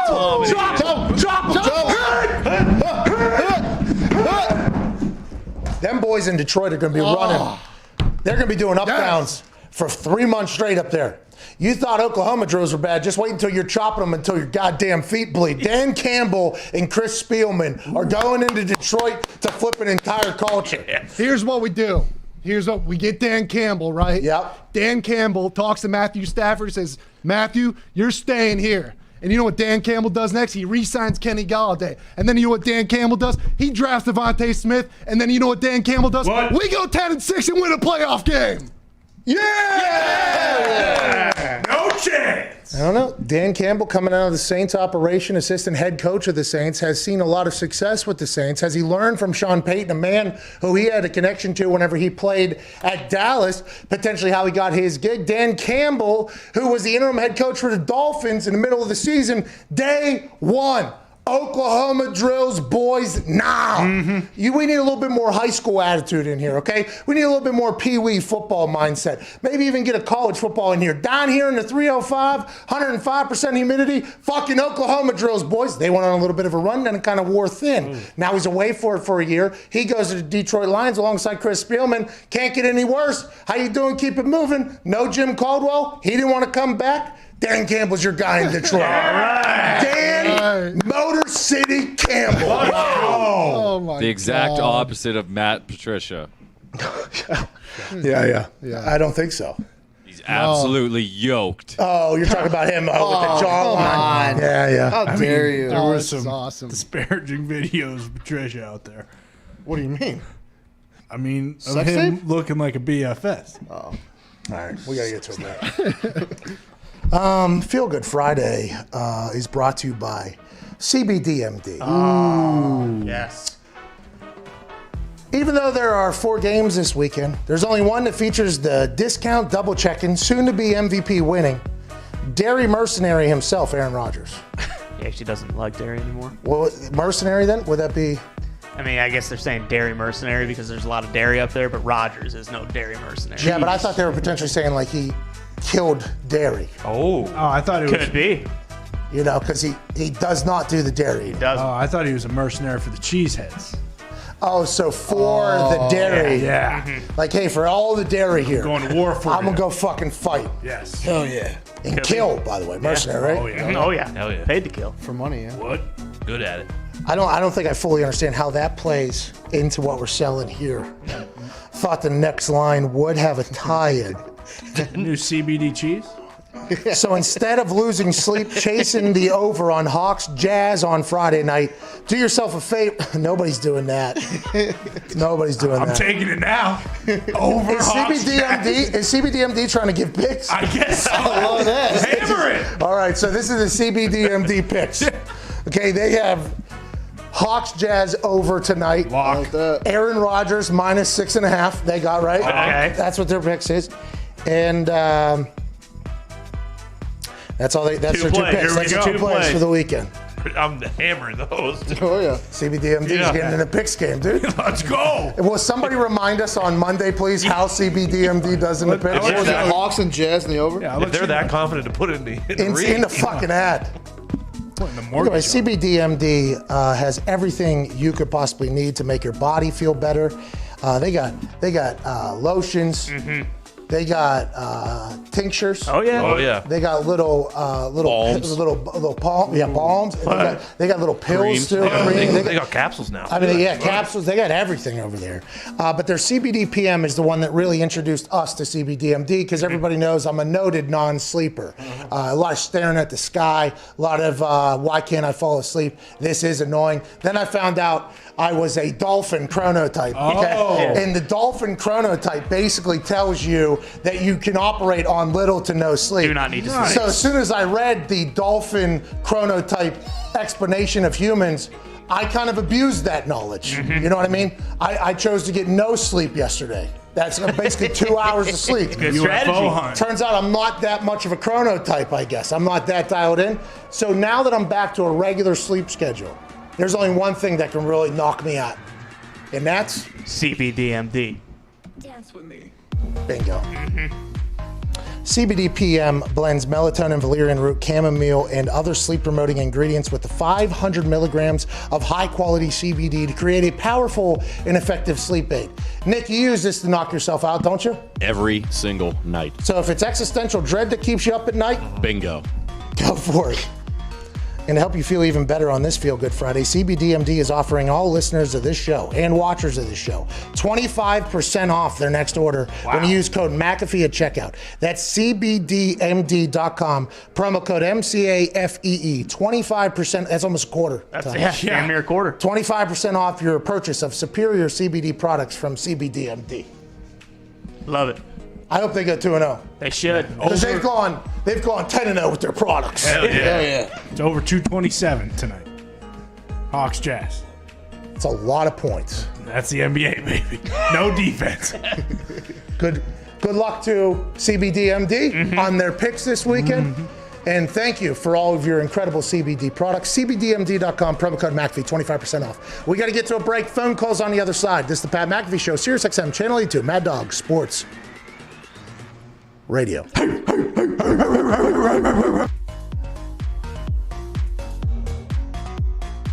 He's saying don't go off the top, it's too shallow.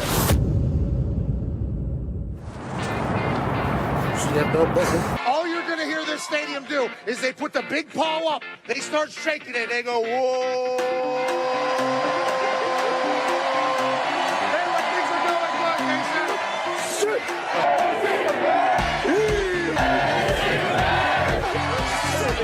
Yeah, he loves the defensive side of the ball. He said yesterday to me that this is a blue-collar team. They win it on special teams. They have 5 block kicks this season. The defensive side of the ball, Lynch leads the Big 12 in sacks. But also on the offensive side, Denzel Mims is an absolute animal. He is a weapon.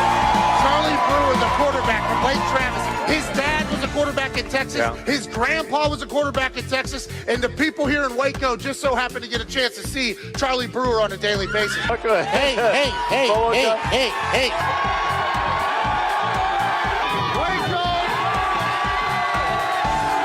Yeah, boomer here is going to mean a little bit different than what it means on the internet currently. And hopefully here in Baylor, they hope they're not hearing a lot of boomer sooner.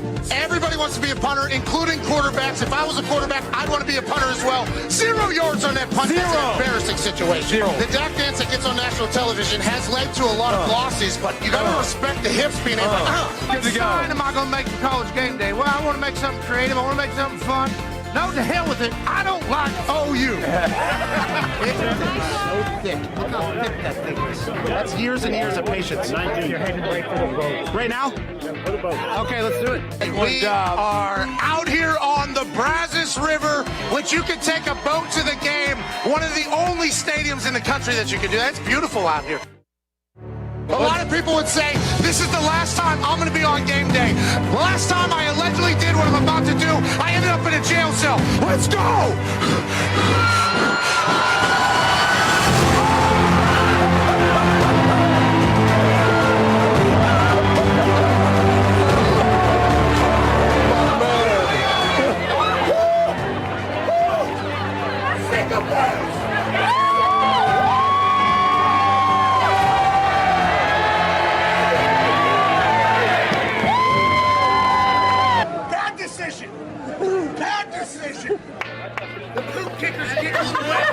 A lot higher than I thought.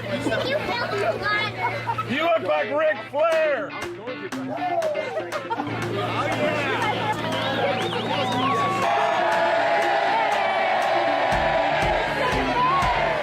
That was a sellout, by the way. That was beautiful. Maybe other shirts? Yeah, hold on. You need to go get changed before you get sick. Great work, Russia. I'm actually not that cold. Hey, I went for it. My chest hurts.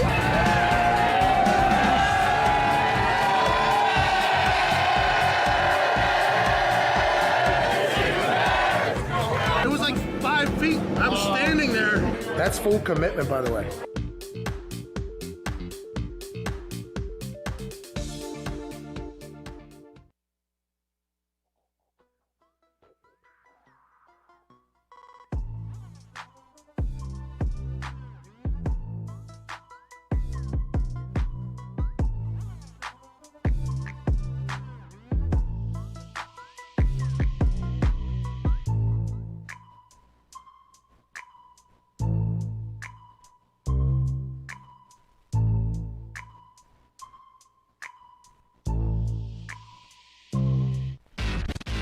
Do not talk about Pat McAfee. Do not talk about Pat McAfee. One fight at a time, fellas. The Pat McAfee Show. That's right. All right, we'll FaceTime you right now. Behind the scenes there. Hey, we're going to FaceTime you right now. I am more Oh. Sorry, I was stepping on the noisy noodles. It's on me. It's called Dan Orlovsky. Dan Campbell make this song? Maybe. This might be the Lions entrance song. Orlovsky just said on Twitter that he loves the Dan Campbell hiring. Okay. Dan Orlovsky, ESPN commentator, pundit, opinion giver, former NFL quarterback, man who has deep ties to the Detroit Lions. Oh, yeah. Deep ties. Ladies and gentlemen, Dan Orlovsky. What's going on, dude? How are you, buddy? Hey, that lacrosse league's paying you to promote him or what? No, you know what? My son's super into lacrosse. So He's ripping twine, dude? Yo, he's pretty good, man. And I know nothing about lacrosse, but neither, I'm but super into it. What I just said there was something. On the head. Yeah, thought so. I know nothing about the lacrosse. What's going on, Bob? Great hair. By the way, better hair than your old man for sure. Ew. Dan, I just saw your tweet about Dan Campbell. You said that this was a good hiring. The only thing I know about Dan Campbell is day one interim head coaching job down in Miami. He's doing up downs with the boys in Oklahoma drills day one because he wanted them to be tough. In 2021 in Detroit, why do you think Dan Campbell good hire for the Lions organization? Well, first of all, I like the fact that he's got ties to the organization. I think that's important for a place like Detroit. Like, they got to get somebody in there that understands the organization, understands like where the organization has been, you know, and the struggles, why some of those struggles happened, but also like understands the city as well. I love the fact that he's been a part of multiple organizations, both as a player and a coach. I mean, you know this, Pat. Like, you learn so much around being around certain locker rooms. So they do this really well, or this locker room stinks because of this, or, you know, this head coach is really good because he did it this way or whatnot. And, you know, the ability to kind of learn so many different people skills and teaching skills and communication skills in those multiple places, I think is great. Probably as widely respected as a dude in the NFL, like as a guy that we have in the NFL coaching ranks. Yeah, like really well respected.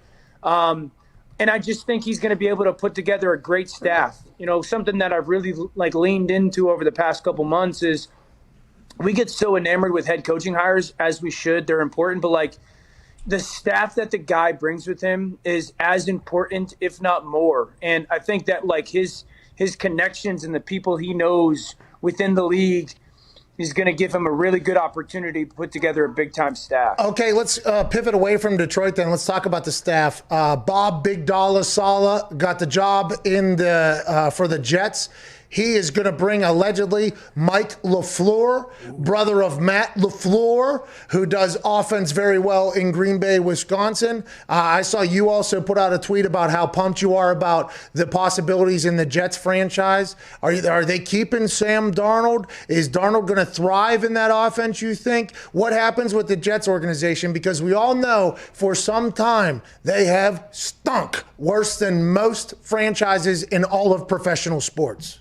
Yeah, I think, first of all, this is the biggest hire of the offseason for me. It's bigger than Urban Meyer. I think it's a better hire than Urban Meyer. Hey, Dan, relax, dude. There's been 3 hires. There's like 14 hires about to happen. Biggest hire of the offseason. Let's relax a little bit, Dan, please. I'm sorry. I think, okay, Brian Dable's going to go to the Chargers. That'd be a really good hire. Is that a breaking news? Is that breaking news? Why do you think they haven't hired anyone yet? Because they were interviewing with Urban Meyer, and then Urban's actually been on the yacht, you know. No, because he's still coaching. He's going to go to the Chargers. So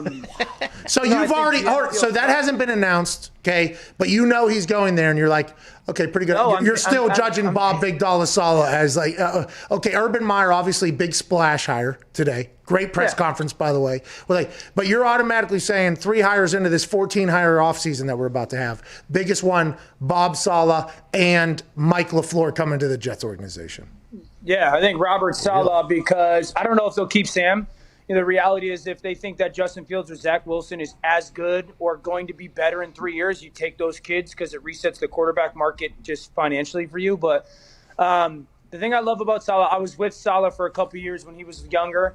And the thing that I always remember hearing defensive guys talk about, you know, DeMeco Ryans was one of them, Kareem Jackson was one of them, was like how great of a communicator he was because he listened so well. You know, I remember them in the locker room talking about like midweek game plan adjustments and how he was listening to the players. And so I think that the ability to communicate, but listening first is huge. I love that he thrived in adversity.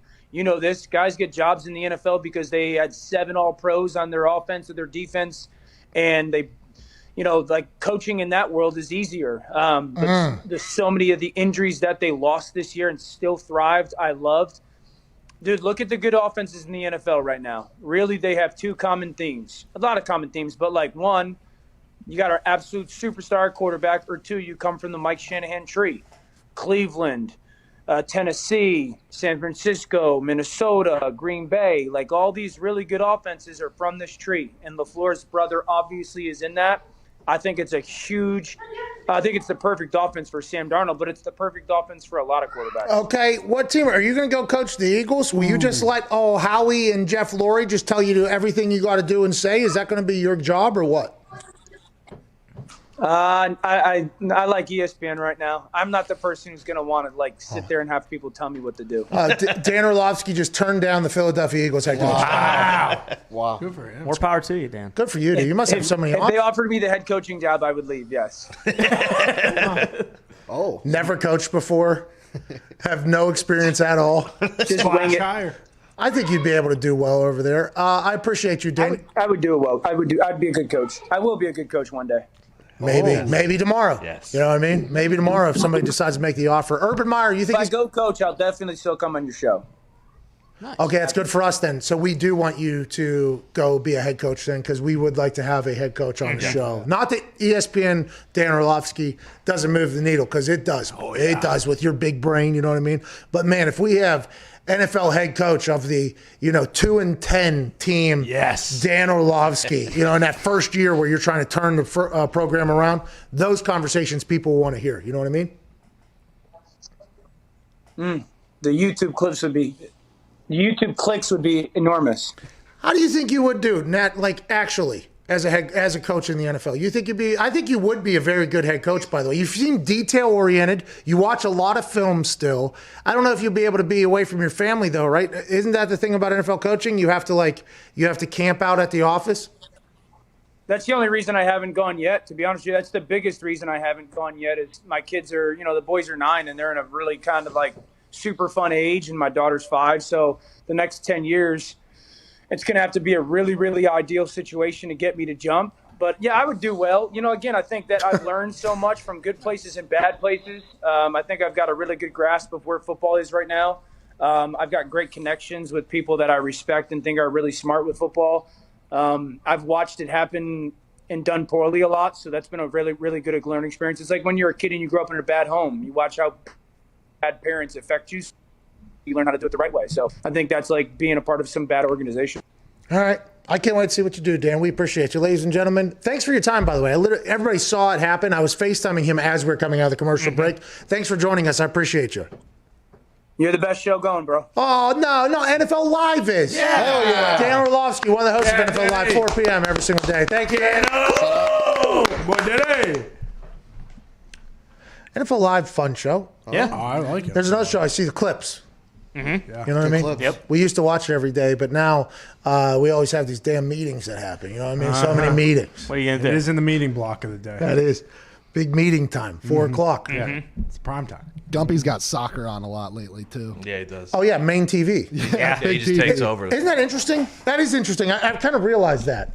Because I go in and out of my office. I have to go talk to somebody. Okay, I come out. The boys have concocted some sort of agenda against somebody, or some sort of narrative has happened. And I just kind of, lately, I've been coming out here. Soccer TV one. Yeah. Soccer is the TV. And then at the bottom, we got everybody else kind of muted. We don't want to hear it. We ain't got time for it. And it's because we have the greatest soccer bettor on planet Earth. Got to give the guy, his tools so he can go to work. That's right. It's a beautiful game. You got to study, my friend. I will say the game stinks. It is tough to watch. I hate it. Oh, yeah. I played it. Guys. What's that? Diggs, you can't. It stinks. You know I do. Yeah, only to bet on it, though. It's only to bet on it. No. It's good. And by the way, you also bet on unders in football games. You want those games to stink, too. Like No, I that just like might be defense. What's that? I just like defense. That's why you like soccer. The Bills and Colts went under last weekend. Was that a bad game? No, but there was a lot of bad decisions over there. All right. Let's go to Pepe in Mexico. Pepe, what's going on? Órale, cabrones. Happy fucking Feel Good Friday. Hell yeah. See? Hell yeah. See? Appreciate you, buddy. Hey, ¿cómo estás, Pat? I didn't hear what he said. ¿Cómo estás? How you doing? So you should probably just respond. No. Muy bien, thank you. Muy bien, Pepe. Sorry, there was something being said. Okay, for something that could potentially happen. That's 100% on me, Pepe. That's not your fault. Probably the toxic twins, though, here at the table. No, the toxic table, potentially. Yeah, and back behind the glass, Pepe. I apologize for that. Thank you for calling in on this Feel Good Friday, Pepe. Always a joy to hear your voice. What are we talking about, pal? Hey, my pleasure, sir. So I know you're a bit excited about the Jacksonville Jaguars and Urban Meyer, and obviously congratulations to the Jayhawks for the coaching gig. Yeah. Coach Hawk. Hey, but remember, we are for the shoe in this show, so don't get too excited on that. Oh, yeah, you're right. In the division, the Colts for the shoe is what he was referring to, so let's not get too crazy. You're 100% right, Pepe. Correct. And we know 3 things about Urban Meyer, so I want to take your opinion on those. We know Urban Meyer is good at 3 things. He is quick to win. Okay, yep. He is quick to lose because he mentioned that he's never coaching again, and here he is. Yep. He's quick to quit. So which of those 3 will happen first, sir? I heard it was quick to quit. Appreciate that. Quick to win, I think. I think he'll be quick to win. 100%. Is that what he said? What? I don't know. I did it. The last one was quick to quit. Oh, quick to quit. I thought. Did he say quick to win? Yeah, that was the first one. So it would be great if quick to win happens, obviously, for the people of Duval. Quick to quit is going to be interesting. What is it, a 5-year deal he signed? I don't know. I think it's a 5-year deal. I believe it was a 5-year deal, probably for $60 million. If those numbers, $12 million a year, didn't just pop out of nowhere, that didn't just fall from the sky. And the Khan family has a lot of money just kind of sitting on deck. By the way, they can pay not private aviation though. Whoever, whenever, however, in the plane they sent for Urban. I'll tell you what. I'll tell you what. It wasn't as bad as that first plane for South Dakota or whatever. That plane was the worst. Propeller plane. That plane was the worst clouds. plane. But if you're Shad Khan's probably has 6 G5s just floating around the world at any given time. Hanging around. Got him a Lear jet down there. Can't do it. Can't do it. Won't do it. Did they give Urban Meyer, did Dramamine come with that whole thing too? Jeez. We sound like the most spoiled people on earth. But it's real. I feel like we know a lot about private aviation at this point. And just want to let you know, having a show based in Indianapolis, Indiana has a lot of perks, okay? We enjoy it out here. People are nice to us. Very good cost. I mean, it is very, very good to be here.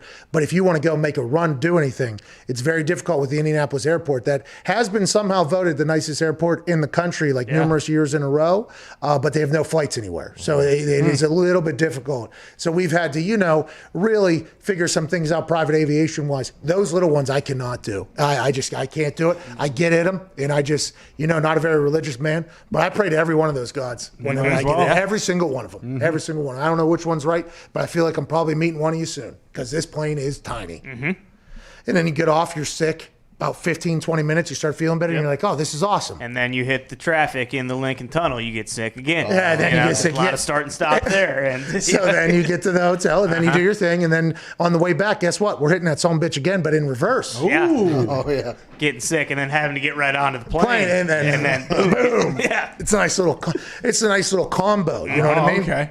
1-2. Got knocked out last night. Come on. Yeah. To who?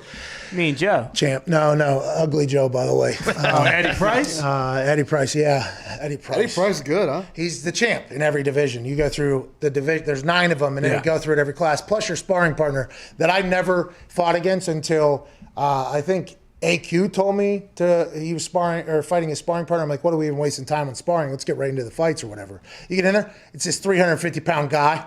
Just sitting there, and you could just hit him in the rip, literally, his body shots are just eats him. I just kill that. Nick, you got in the ring last night. You fought that sparring partner, right? I beat the shit out of that. Yeah.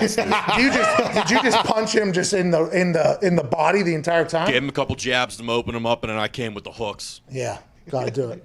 Anyways, I lost last night. I'm trying to learn how to play a little defense. So, you know what I mean? Maybe dodging. I can, because I guess in Creed, which is a game I'll start playing once we start streaming and set up the Oculus Arena, multiplayer, you can box other people. Oh. Yeah. So, like, for instance, I got a text from a big old stooge, Baron Corbin, last night. Oh, yeah. He's a Golden Gloves boxer and all this, Sure. okay? Yeah. Teammate of mine at one point. Now he's a WWE big stooge, okay, Baron Corbin. Yeah. He sent me a text last night and said, when we boxing each other, because he got the goddamn Oculus or whatever. And I said, I'll see you when I start streaming. He said, good, I want everybody to see is what he said. And he said, oh, is that right? Oh. This ain't Golden Gloves when you're a teenager, Baron. This is the Oculus fucking arena, pal. And I knock everybody out. Except for Eddie Price last night. He knocked me down 3 times in 1 round. It was tough. Really? Jeez. Yeah, it's an automatic ender, by the way. You knock somebody down 3 times in 1 round. You got heavy hands. Never happened to me before. Never been knocked down twice in 1 round before, by the way. Last night I was just eating them. I did not even know what was going on. I think the Oculus may be a little delayed with the head movement because there was a couple I thought I slipped out of. But I did not. Can your corner guy throw a towel?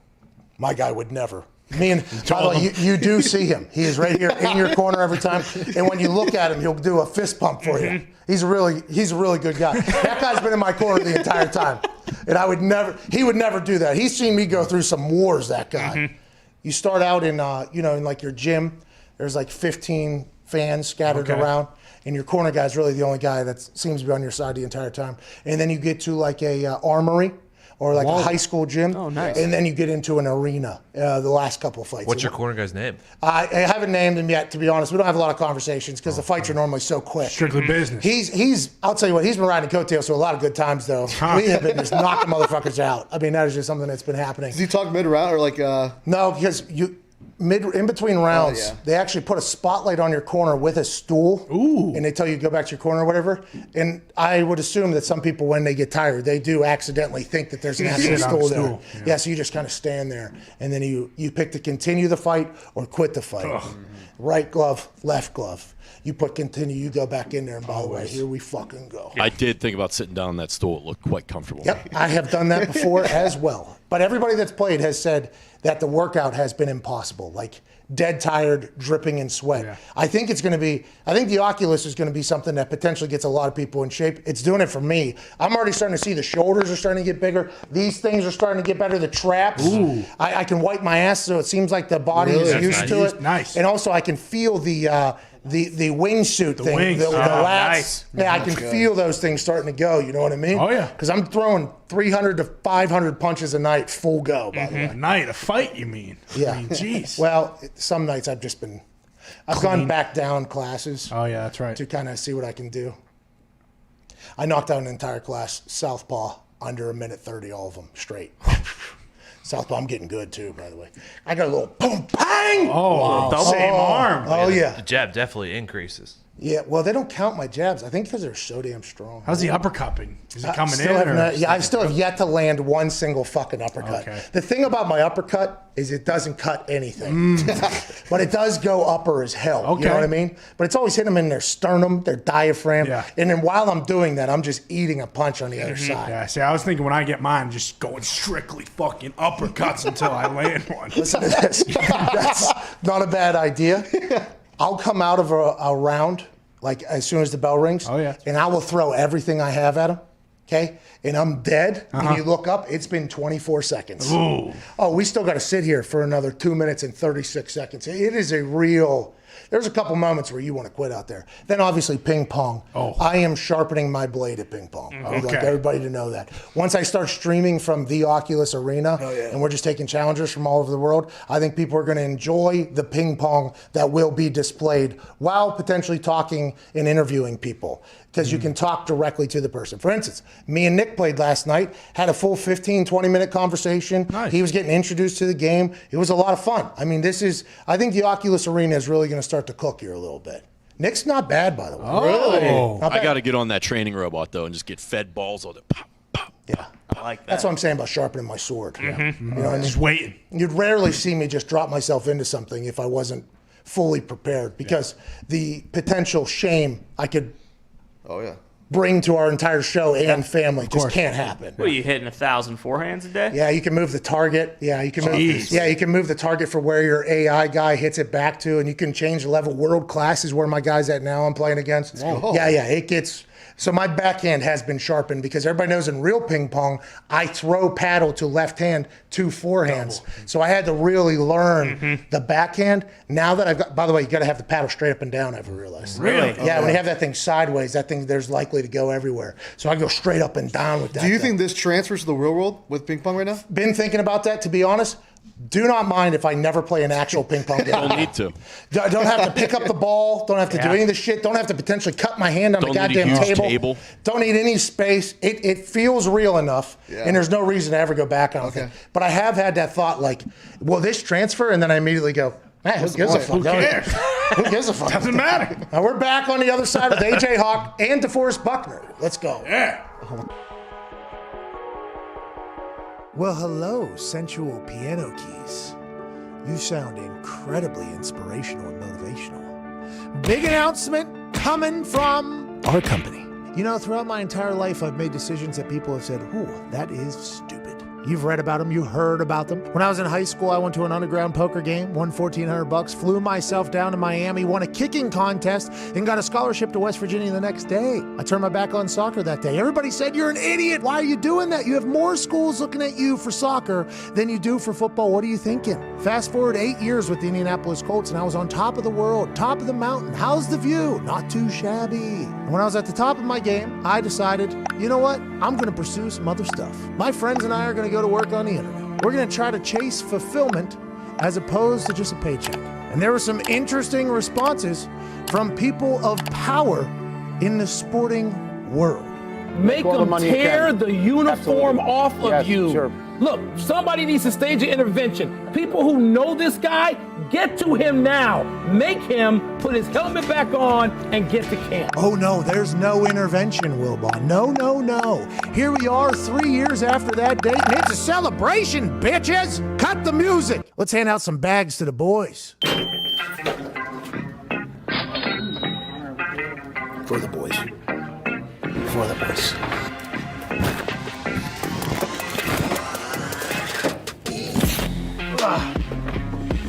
Hey, by the way, that's for you, brother. Oh my God. Are you home? All right, come out the front door. What's up, dude?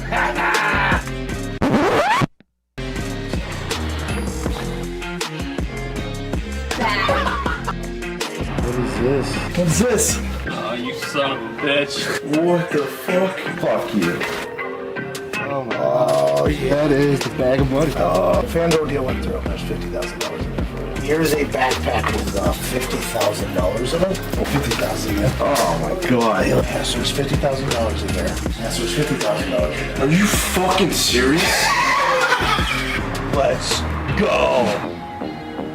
Did you rob a bank? Oh, man. Let's go, dude. Let's go. I appreciate you, buddy. Yo, this is. Appreciate you, man. Appreciate you, dude. We did it? Couldn't have done it without you. Oh, thank you. Dude, it's a fuck ton of money. You guys. When I asked Dan Patrick for some advice, he told me always take care of the boys. Well, and you should know those people that are there with you, that their value cannot be overstated and should not be overstated. So Mike Wilbon, they didn't hold my jersey on me. They didn't hold my helmet on me. We didn't have an intervention. What we have is a celebration. Because when you bet on yourself, sometimes you hit for big. And for us, the only place we'll bet for the next couple years in an exclusive deal, FanDuel backed the Brinks truck up to our office, and we have never been more thankful, more excited, and more together as we promote the greatest sports book on planet Earth.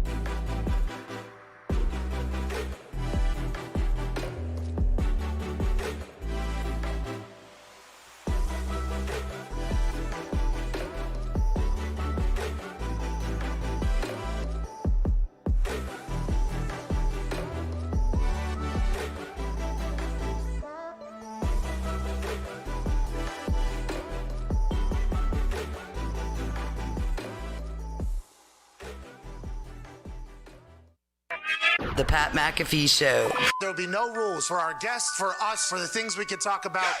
Speaking his mind. I've never had a problem expressing my opinions or my thoughts or anything like that. While being relatable. I haven't had that manufactured fake-ass celebrity that a lot of people have whenever they go on those big networks. I've had a chance to really build my crew, build my following, build my audience. And ridiculous. What am I supposed to do? So I'm supposed to look at something that I can definitely afford and say, nah. Is that what I'm supposed to do? The Pat McAfee Show starts in 3, 2, 1. Welcome back. Feel Good Friday, January 15th, 2021. The Pat McAfee Show here on SiriusXM Channel 82, Mad Dog Sports Radio, and YouTube. Hour 3 will begin right now. Joining us is a man who's won a Super Bowl and a college football championship and also has massive news to break. Ladies and gentlemen, AJ Hawk. Great t-shirt. I like that you chose that shirt for your breaking news today. Do you have any updates on anything that you would like to maybe let the rest of the world know? Yeah, I think Urban Meyer is officially the Jags head coach, correct? Yes, that is correct. And, all I know. And that's not breaking news. That's news. That is news of the day. But I thought potentially you maybe knew some other coaches that potentially got hired. Oh, yeah, I think Scott Linehan might have a chance of getting in there. I don't know anyone else other than that. Oh, okay. I don't know what you think, who you think I am, that I have all this inside info on who Urban's going to hire. When Urban doesn't know who he's going to hire. Did you listen to his press conference this morning? He was actually pretty I don't think I knew much about Urban Meyer. I knew that he was a very good coach. I obviously have known about the different situations that have popped up. Listening to that press conference this morning, I was like, oh, this guy's going to be a good NFL coach. I felt like I think he's going to be he has sold me in one press conference. Now, the Learjet, we have asked a lot of questions about because we feel like the Irsay family potentially sends a G. But my dad actually said, what if that was Urban's jet and he flew himself down there? I'm like, well, he better be getting a little bit of an invoice, get that money back or whatever because the gas is expensive. But listening to him do that, where he was talking about how his offense is going to have to, adapt to the players that we have. If I got Dwayne Haskins, I'm going to throw the ball 50 times. If we got Ezekiel Elliott, we're going to run the ball more. So he hasn't really thought anything. And he said maybe one coach from Ohio State will come coach with him, maybe because he doesn't want to, tear that organization apart. He said it's the most stable structure maybe in college football or something like that. Very interesting quote there. How did you feel about Urban Meyer's entire morning this morning, AJ?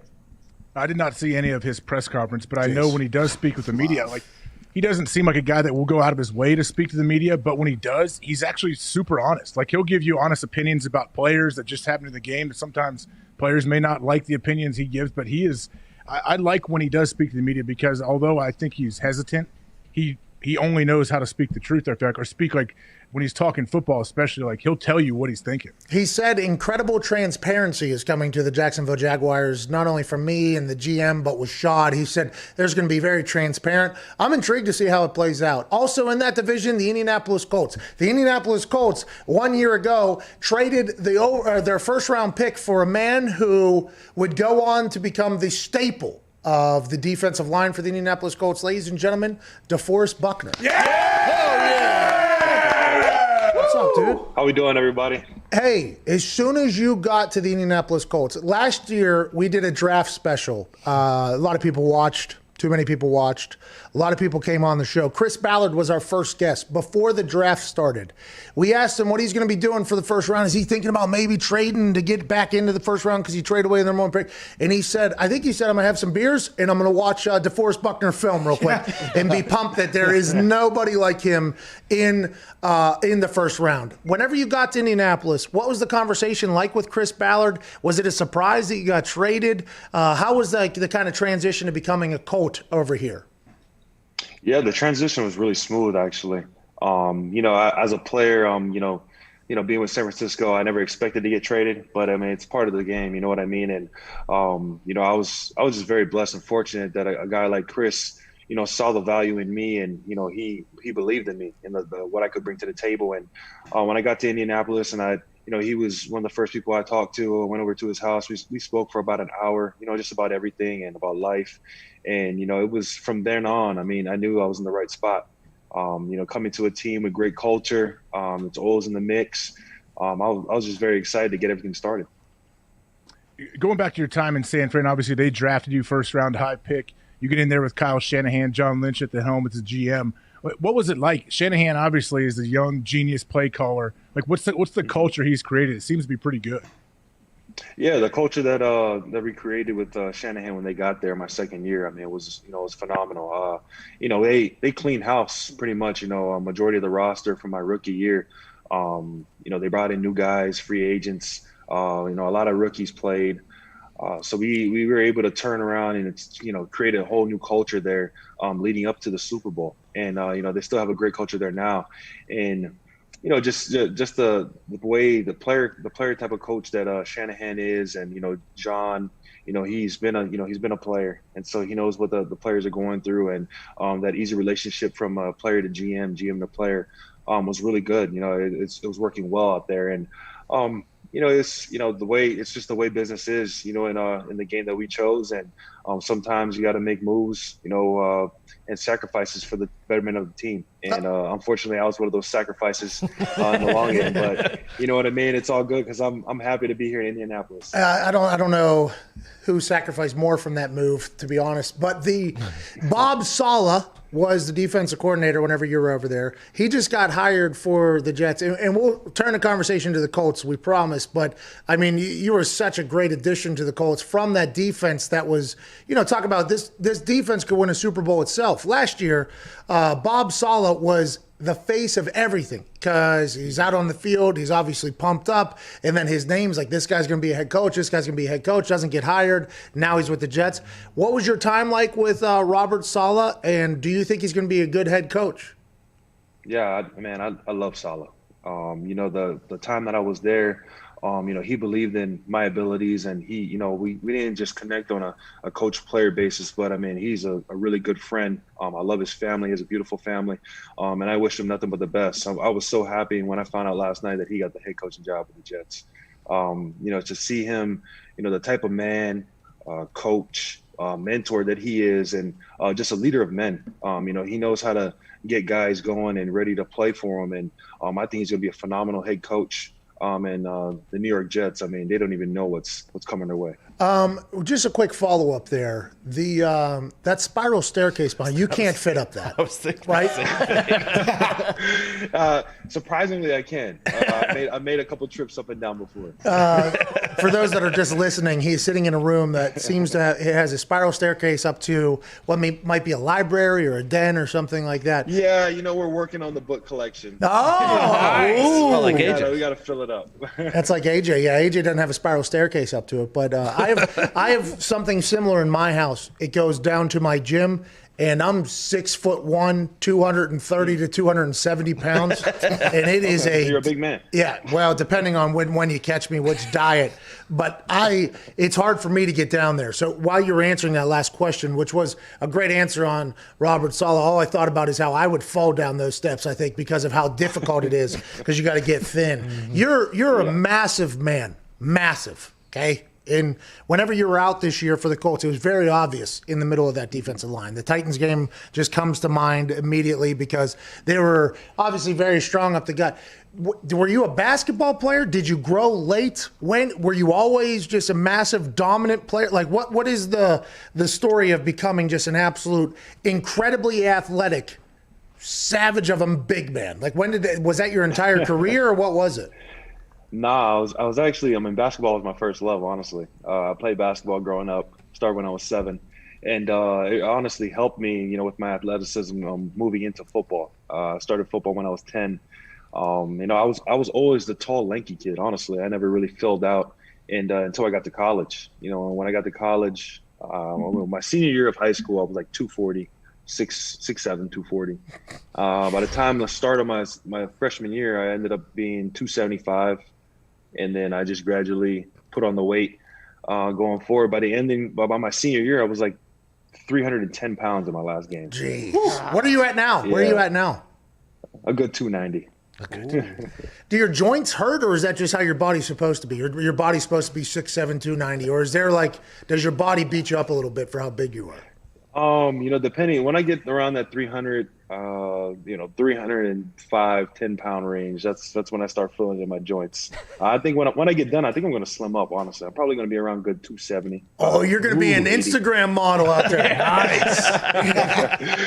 I respect it. Hey, DeForest, what was it like being on the field and getting to watch Phil Rivers in action on your own team? Like, was it what you expected? Oh, yeah. I mean, Philip is one hell of a competitor. Honestly, I grew up a Chargers fan, so I grew up watching him. And I thought it was a pretty surreal feeling, being able to actually play with Philip on my team this year. I mean, he's the ultimate competitor, man, from start to finish. Whether it's cornhole in the locker room to, being on the field and competing. He's just the ultimate competitor, ultimate leader, and what a great teammate. Coming in and, finding out that Philip Rivers was going to be my teammate and going to be the starting quarterback. I didn't really expect. I mean, I knew the type of player, the type of competitor he was, but then I didn't know the type of teammate that he was. And from his first day, coming in, I mean, he made an effort to know everybody. Hey, you good at cornhole? I'm all right. I'm all right. I let everybody else. Oh, you're bad at cornhole. Hey, you just said you're bad at cornhole. I just heard that. I just heard that in your voice. You don't play much? Yeah, I don't play much. I try to get some reps in the off season. You know what I mean? So next year when I come in, you know what I mean? Hey, sharpen the sword, pal. Sharpen the sword. Damn right. Yeah, that is a very smart. Isn't there also basketball shooting right in the team meeting room or anything? Nah. We didn't have meetings in the oh wait, actually there is a shoot. Yeah, we had a shooting competition. Yeah, there is a basketball hoop in the team meeting room. Did you get involved in that? I did. How was your shot? I did a little bit. My shot's pretty good. I still got it a little bit. 6'7", you can move. You got a good shot. Go yoke on that thing. I mean, I understand you like beating up offensive linemen. Pacers. There's another league that Pacers are playing right now. The Pacers are playing right now. Connor, what do you got? Yeah, DeForest, was there a point during either preseason or early on in the year where you knew Jonathan Taylor was going to be a serious guy going forward at running back? Oh yeah, definitely. When I saw them pick him up in the draft, I was ecstatic, especially behind the defense, the O-line that we have. You know what I mean? It took him a while to really catch his stride. I mean, he was playing solid ball, the first half of the season, but then he just exploded the second half. And I mean, he ended up top 3 rushers in the league. And I mean, you could just tell that everything just started to slow down for him. He started to see his blocks and hit the holes, even harder. So it was amazing to see his growth throughout the season. Hey, tell me about Darius Leonard. I watch a lot of mic'd ups of him, and while the one today was Hot Rod was kicking, and by the way, defense, whenever the field goal team is on the field, right, they've done nothing for a while, right? They've been on the sideline here. There's been obviously a fourth down is coming. Darius Leonard was standing on the sideline imitating Hot Rod's thing, and they said flex on him. And then Darius Leonard, defensive line, was out there slapping hands of the field goal team. Very rare, okay? This is not a normal thing. Normally the quarterback's out there or maybe some like on the offensive side because they've gone down there. Darius was doing that. I guess I would say, does your team just incredibly connected? Like Frank Reich, whenever he talked afterwards, he was getting emotional about the team. Like, and how did you gel into that culture? What is it like with Darius in there? And how do you continue to build on that culture to take the next step? Because it feels like the entire team is there, offense, defense, and special teams. You just got to take that next step. What is it about that culture, and how do you get to the next step, you think? Yeah, that was honestly the one thing that really struck me when I first got there, which made it a super smooth transition for me coming in the locker room, just the culture in general. Everybody has each other's back, man. It doesn't matter what position, doesn't matter what race, it doesn't matter, where you come from. Once you're in there and you buy into the culture, you buy into the team, everybody has your back. And Darius, he's been doing that all year, since I got here. After kicking a field goal, he's on the field, dapping everybody up. That little imitation of Hot Rod that he did on the sideline, he does that.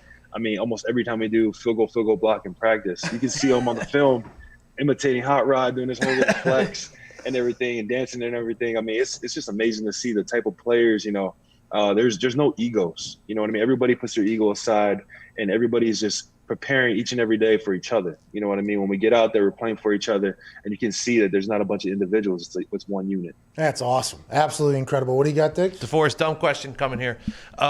Very dumb, probably. I saw you were born and played high school football in Hawaii. Aloha. And as a human that has watched hours and hours of haka dances on YouTube, does every single high school team do a haka dance before the game against each other? And do you know? No.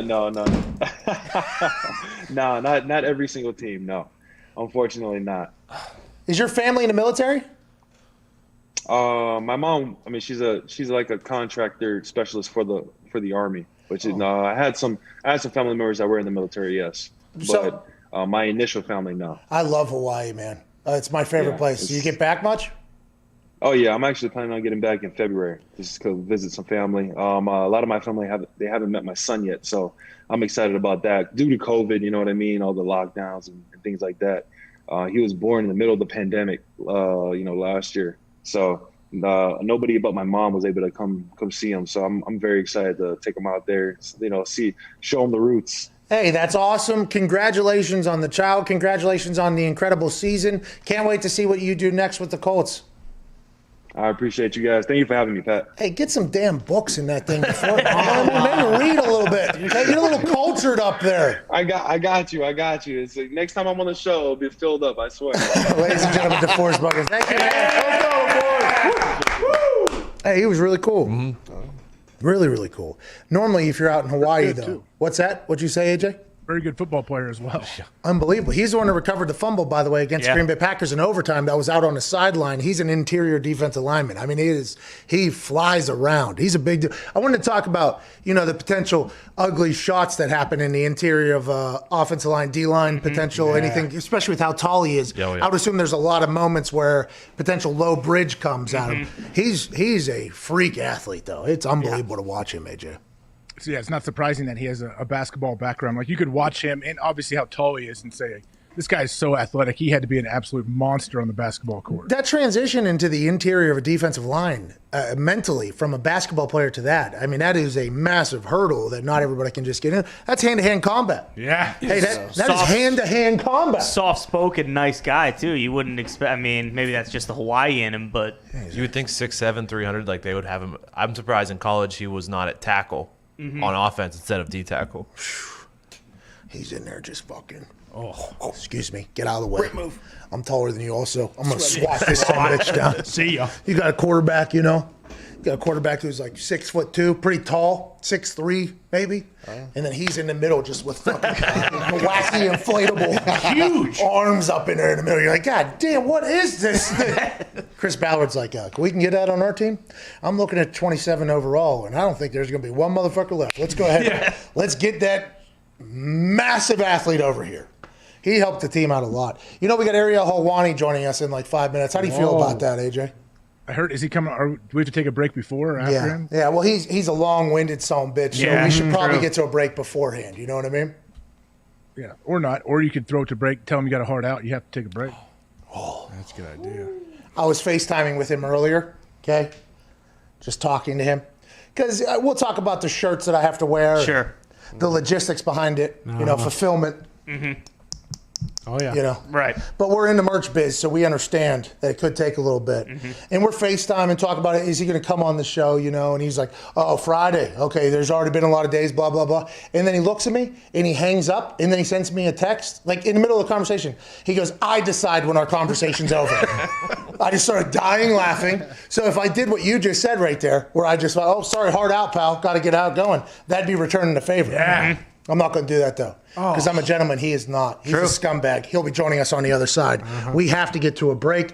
Ariel Helwani will talk to us on the other side about his Johnny-come-lately Bills fanhood and their big game against the Ravens. And then also, there is a fight this weekend happening in Abu Dhabi. Whoa. That's right. That's what Mitt calls the place, so we got to keep with it. By the way, Mitt has done an incredible job today. He has. Good job, Appreciate you, Mitt. Has AJ Hurd hype like Aaron Rodgers? Good call. Oh, shoot. I didn't think he. What's his name again? King Cots. Come on, AJ. Oh, yeah. You ready? This will take us to a break. What's that? So I can't wait. Should I give you do you want a taste or the whole thing? Taste, always.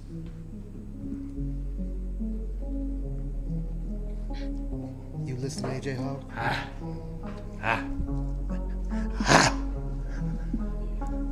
Yeah. Shout out Aaron Rodgers. Yo, shout out Aaron Rodgers. Shout out Aaron Rodgers. Shout out Aaron Rodgers. Hype like Aaron Rodgers. Oh, hype like. Hype like Aaron Rodgers. Throw it with the honor. Woo! So I'll make them all marauders. We're just gonna open. You know I'm worth the dollars. I don't need no drama. I have came up from the bottom. Yeah. Grown in South Cali, now in Wisconsin. That ain't stopping. Oh yeah. Toughen us while they soften up like Preven. They talking heat. I'm talking. That's as far as we've been able to make it, by the way. He's got it. Unfortunately, though, I heard Lil Wayne's releasing a song tomorrow on the Packers. Like, this is going to overshadow it. Yeah. Wait, hey, Pat.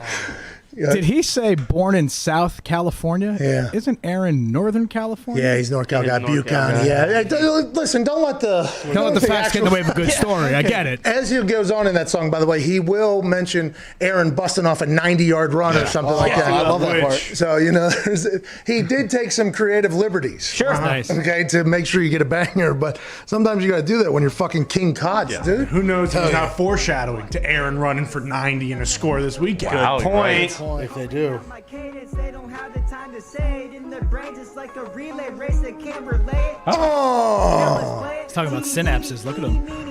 I'm the throw that destroy your whole defensive zone. With my throws, with my know-how, and my whole. Is this Mike Will on the beat, dude? It sounds like it. Down. They don't rush at me, they just rush out. We have won now. We lost 2,000 viewers. Okay, we got to get to a break. Listen, hype like Aaron Rodgers. Let's go ahead. We got to get out of here. We'll be back on the other side with Ariel Helwani. Bad things started happening to our show there. Okay. King Cots, we appreciate what you're doing. Shout out. Thank you, Cots. Thank you, Cots. Thank you.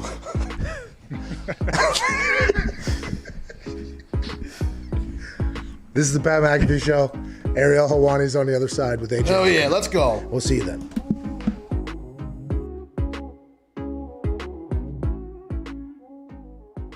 I love Hawaii, man. Every time I go there, now granted, you make a Pro Bowl, you think you're going to Hawaii. Instead, we went to the desert in Arizona. And then the next time I made a Pro Bowl, it was in Orlando. I was like, I'm out. I mean, come on. Were you the first group that they stopped doing Hawaii? Yeah, I think it was like first or second group, of course. Of course. Worked my entire life to get there. I mean, it's an honor. It wasn't, though. I completely understand why guys don't go. It's like Tom Brady sitting out for another Pro Bowl. He's like, yeah, he didn't want to drive 3 hours into the desert right now to go practice. He go wherever he wants. Yeah, and then the games, they need to make it just a bunch of competitions. They need to make it a bunch of contests, like the 40, everything like that. The bench, bring back the bench for the offensive linemen. Get an eating contest in there.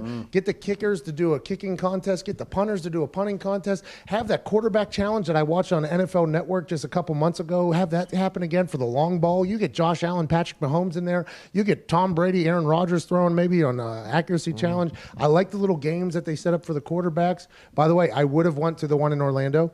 I actually said I would go if they would have let me compete in the quarterback little carnival thing they had. And they told me no. And I was like, well, I'm not going. Who makes that decision, the NFL? Yeah, I got an actual letter that said no. And I was like, well, I retire and I'm not coming. We regret to inform you that you are not allowed to participate in the quarterback I think I would do well in that thing, by the way. I think I would do very well in it. Everything is like right in my range. Like the deep ball, I think, is like 40 yards. For me, that's that's my actual flick of the wrist. Like, you know how you watch those Dude Perfect videos? Oh, yeah. And it takes them, I don't know, who knows how many thousands. I mean, I'm not going to judge them. A lot of other people do. People say it takes them 4,000 attempts. But if you throw the ball as far as you can and it lands, then you just put a trash can there. You're like, all right, I'm just got to throw this as hard as I can again. And then it's like science is basically making you hit that. Great way to do it. In that particular quarterback carnival that they do, everything is right in my wheelhouse. Like I was built for it. And I told Conte, the Colts PR guy, I had a dislocated kneecap at the time. I was supposed to get surgery. He was like, are you going to play in the Pro Bowl? Because I had like a $250,000 bonus on the Pro Bowl or not. I was like, I made the Pro Bowl. I should get my bonus. And he was like, well, technically in your contract, it says you have to play in the Pro Bowl. I'm like, am I allowed to do that quarterback challenge? They're like, no. I'm like, no, I'm not doing it. Jim Irsay still paid me, by the way. What a guy. As he should. Good dude. Yeah, as he should, by the way. No, I don't think he should. Because the contract technically said, like, people say billionaires stay billionaires because they're stingy with their money. He could have not paid me. He chose to pay me. Good guy. That's why I think the Detroit Lions just hated Calvin Johnson.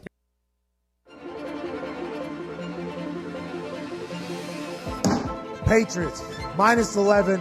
Hammer that thing as hard as you possibly can. I am a guy that moves lines with this bad boy. You know, me and this guy here, this hammer, we've been making money together for a long time. Super, baby. Over. You whip out your hammer and you swing it not only like a windmill dunk, like a son of a bitch, but you swing that thing to try to break the button on the FanDuel thing, and you hammer the Tampa Bay Buccaneers. It finally made its debut on ESPN, and I'm proud of this fucking office store hammer. Hell yeah. I like them all over Baylor. Good hammer OT State #1. Hammer the Red Wolves +5.5, -14.5, and hammer -34.5. Oh!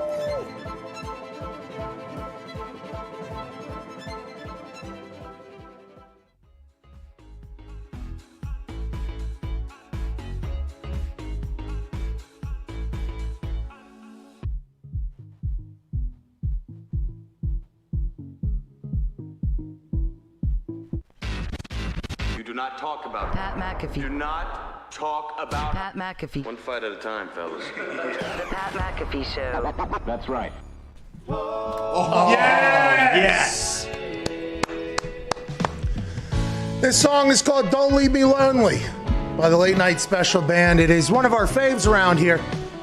And I feel like this song does not describe the man we're about to talk to. Not at all. Guy who maybe hasn't seen another human in 8-9 months at this point. Yeah. He's been holed up in his basement talking about humans fighting each other. Yeah. Talking about, business stuff, doing podcasts, just in his basement, legitimately mom's basement operation. What a loser. Some people would say he's a loser. I would say that in our particular bet against each other, he was the winner. And we have ordered 2 of his very poorly designed shirts, and they have not gotten here yet. But hey, logistics are a mother in the middle of the pandemic. I wish I could have wore one of them today. It'll have to be next week when his team is probably eliminated from the playoffs. Yep. Ladies and gentlemen, Johnny Come Lately, Bills Mafia member, Ariel Helwani. Yeah! I'm only sitting down, Patrick, if you apologize first. What am I apologizing for? For your tardiness, for your rudeness, for your targeting, your bullying on social media. I'd like for you to not only apologize to me, but apologize to the entire Bills Mafia. You're not wearing the T-shirt. That was the deal. We ordered it. We ordered it. It's on you. It's Friday, and here you are calling me 5 days after our bet. How dare you, Patrick? How dare you? And so here I am. Representing Bills Mafia and Pancho Billa. May he rest in peace. Bills fans know who I'm talking about. I've got Pancho power because we're moving on to the second round, Patrick. And Lamar Jackson, you've never played in the snow before. Well, guess what? There's some lake effect snow coming your way, brother, on Saturday night because Bills Mafia and that man, Joshua Allen and Jonathan Feliciano and Devin Singletary and Stephon Diggs are going to run wild on you. And AJ Hawk, you better take that silly look off your face because I got something coming for you as well. I'll slap it right off your face. Don't you dare look at me like that ever again. Ariel, thanks for coming on the show. I ain't apologizing to shit, especially a guy that's wearing that mask. Can you just riddle me one little thing? Where did the guy behind you go to school at, college? He went to Wyoming. Well, I was thinking that was such a stupid question. I thought it was like a trick question, sort of like when I asked you what you were going to be doing on Monday night. Would you be on the left or right or Louis Riddick? And of course, I forgot that you never got the job and will never get the job. What's next? What else you got? All right, so Thurman Thomas jersey. Listen to me. You didn't believe that we were going to win, and I know you were hoping. You were hoping that they wouldn't call that a fumble. on Saturday afternoon? We all know that was a fumble. You know. You could admit that was a fumble. Yeah, it was a right? fumble. There's a lot of things that happened in that game that I don't necessarily love. You guys get a win, but now you're going to take on a team. You said he hasn't played in snow because he kind of trolled that. In games of 40 degrees or less or something like that, I think he's 8-1 or 8-2 at this point. Lamar Jackson, he's potentially going to run wild on you and Bills Mafia. I've never heard of him. That's because you're not a football guy. Yeah, whatever. What has he ever done? Listen, what did I tell you last week? Frank Reich, in his heart, is a Bills guy. And what did I tell you? I mean, Frank gave us a couple of presents last week. I mean, it was all kinds of blunders left and right. I still love you, Frank. I'll never turn on you like AJ turned on me. AJ and I used to actually be tough. We used to be like close together. Like we were actually like boys. I was on his podcast. Now he's turned on me. Like the guy's totally turned on me. Totally no-sells me when I come on the show. Wants nothing to do with me.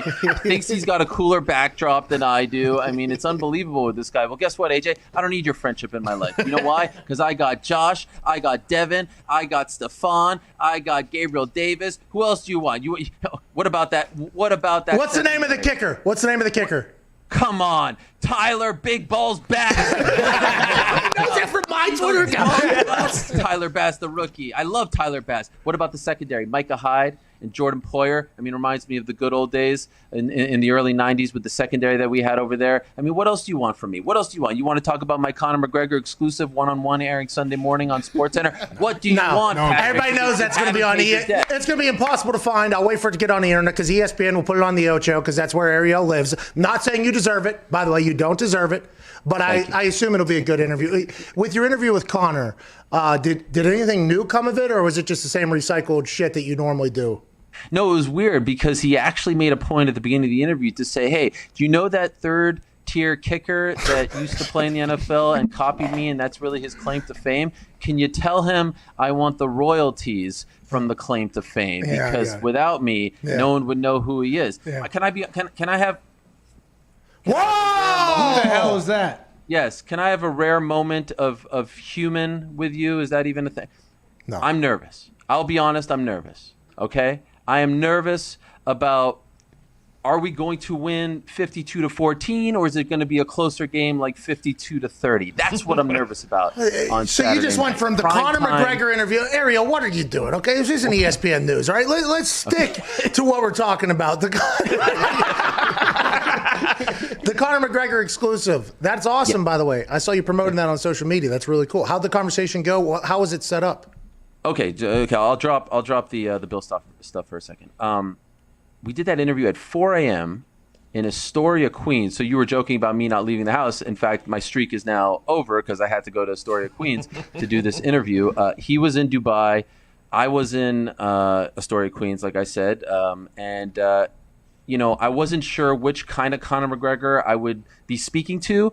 If I had to guess, I thought I was going to speak to an irritated Conor McGregor, a Conor McGregor who felt like his 2020 was robbed from him, that he had these big plans to fight 3 times against the top guys and win the belt back and fight Manny Pacquiao. He had these really big plans. He was going to be very active, and obviously none of that happened. He fought for 40 seconds. I thought we were going to see an irritated, annoyed, pissed off Conor who retired and all that stuff. In fact, I got the complete opposite. I got the most relaxed Conor McGregor that I've ever talked to. He was slouching. He was chilling. He was wearing slippers. His kid was running around behind him. Sometimes people read into this stuff a little too much. I'll just tell you this.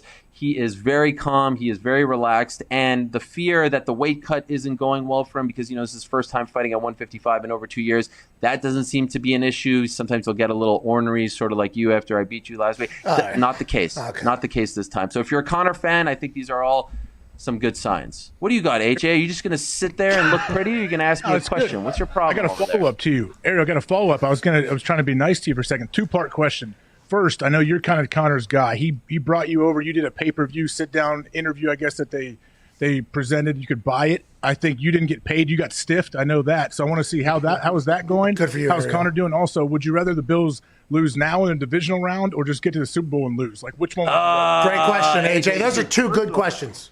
Yeah, very good questions. You know what we learned there? See, AJ just confirmed something that I said. he's a Helwani Mark. I mean, only a Helwani Mark would know details like that about me getting stiffed on the pay-per-view. So I appreciate you, AJ. Even though you've turned on me, I know deep down you're a Helwanabe, all right? I know that you're part of I got 50%. Unfortunately, I got 50%. But look, you know, he wanted the best in the game. A few others weren't available, so they called me. And it was a great opportunity.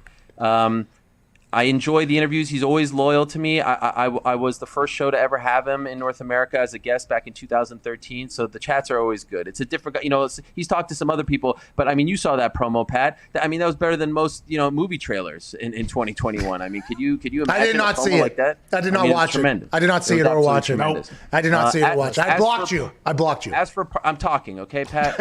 Quiet down. Okay. As for part two of your question, AJ. I feel very strongly about the fact that the monkey will be lifted.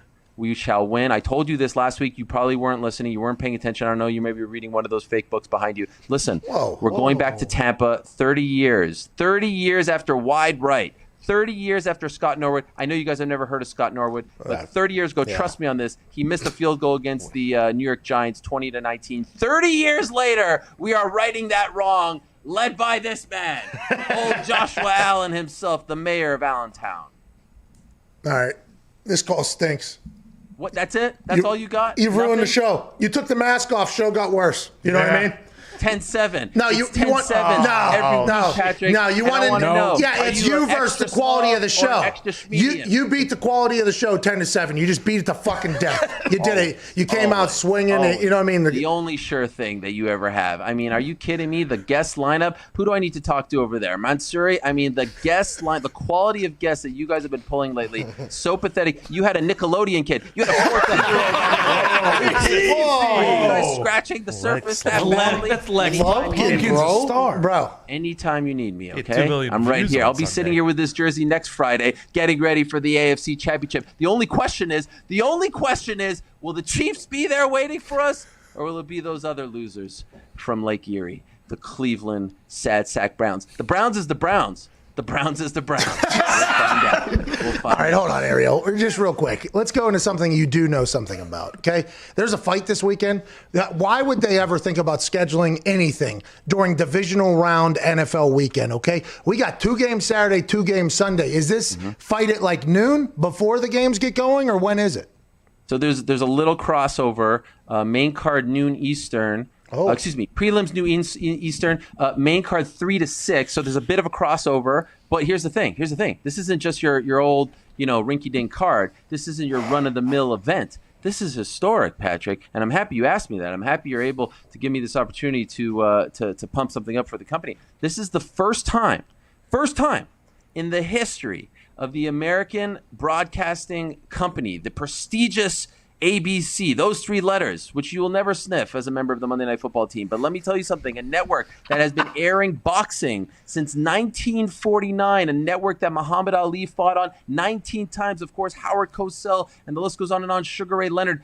First time ever that there's live MMA fighting on ABC, and the first time in 21 years that there's any kind of fighting on ABC. The last boxing event was June of 2000. It's a big deal. This is a really big deal. I hope DC breaks out that yellow jacket, the ABC, Cosell. I hope they break that out. Yeah. It's a big deal. So I hope you'll watch as well.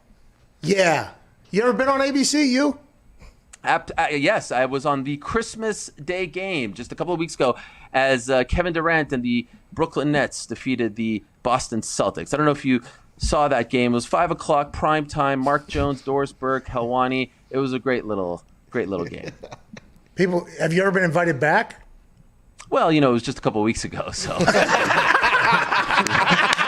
have my number. Hey, can I play you a little song as I get out of here? Hold on. One more question. No, you can't do that. Stop. You need to stop that. Stop doing that. You're going to get us a strike on here. You need to turn that off. Jay just muted him. Jay muted him. Yeah, you're muted. Will you stop the music? You're muted. I still can't. There you go. Hey, Habib and and Dana White met behind closed doors in Abu Dhabi today. It's making its rounds on the internet. Khabib retired after his last fight. He said it was a conversation with his mom after his dad passed away. His dad wanted him to get to 30-0 or something. He's now currently at 29-0, but something else. Is he coming back? What's going on? Dana's trying to make this happen. Do you know any inside information? Or is the fact that you're hated by everybody at the UFC kind of hold you back from getting this type of information? That's funny. Can you put the camera on the producer who's feeding you all this inside stuff? Because we know for sure you have no idea. No, I saw it. I saw the video. I saw the video. Yeah. They had the video. They had the camera person behind him, and then Dana White basically held the camera out. They shut the door. It was real reality TV. It made its way onto the internet, dude. I seen it. Yeah, it was great promotion. It was promotion 101. At first, I was like, "Oh, this is getting to be a little much." But you know what's my takeaway from all that? And I say this, as an insider, because I actually, they called me on conference. They wanted me to help broker the deal. Sort of like, when Oakley got banned from MSG, they called Michael Jordan to broker the deal. So sort of like that. They called the GOAT to broker the deal. And my take is Khabib wouldn't engage in this kind of hoopla. Yeah. Okay. Get to it. Gotcha. We don't have time. Give him a shot. This Mickey Mouse bullshit. By the way, Ariel, I call him back. Call him back, by the way. Please call him back. I got something to say to him. He's calling us back. Please answer that. Please Quick answer figure that. on that. Please Okay. answer that. Go ahead. And What happened? Ariel, I decide when this conversation's over. You son of a question and hang up on me. Listen, just when you think you know all the answers, Patrick, I changed the questions around here. Bill's Mafia. I'm not going to tell. I was going to break some news for you right now. I was legitimately going to extend a peace offering. Yes. What was Want it? What was it going to be? Okay, I'm telling you. Khabib was in the meeting. Dana gave him a great pitch. It was phenomenal. And then... Yeah. Helwani. Yep. Yeah. Too easy. Hey, too simple. Too simple, Helwani. Yeah. Nice try. AJ, I didn't know you and Helwani were good friends. Whoa.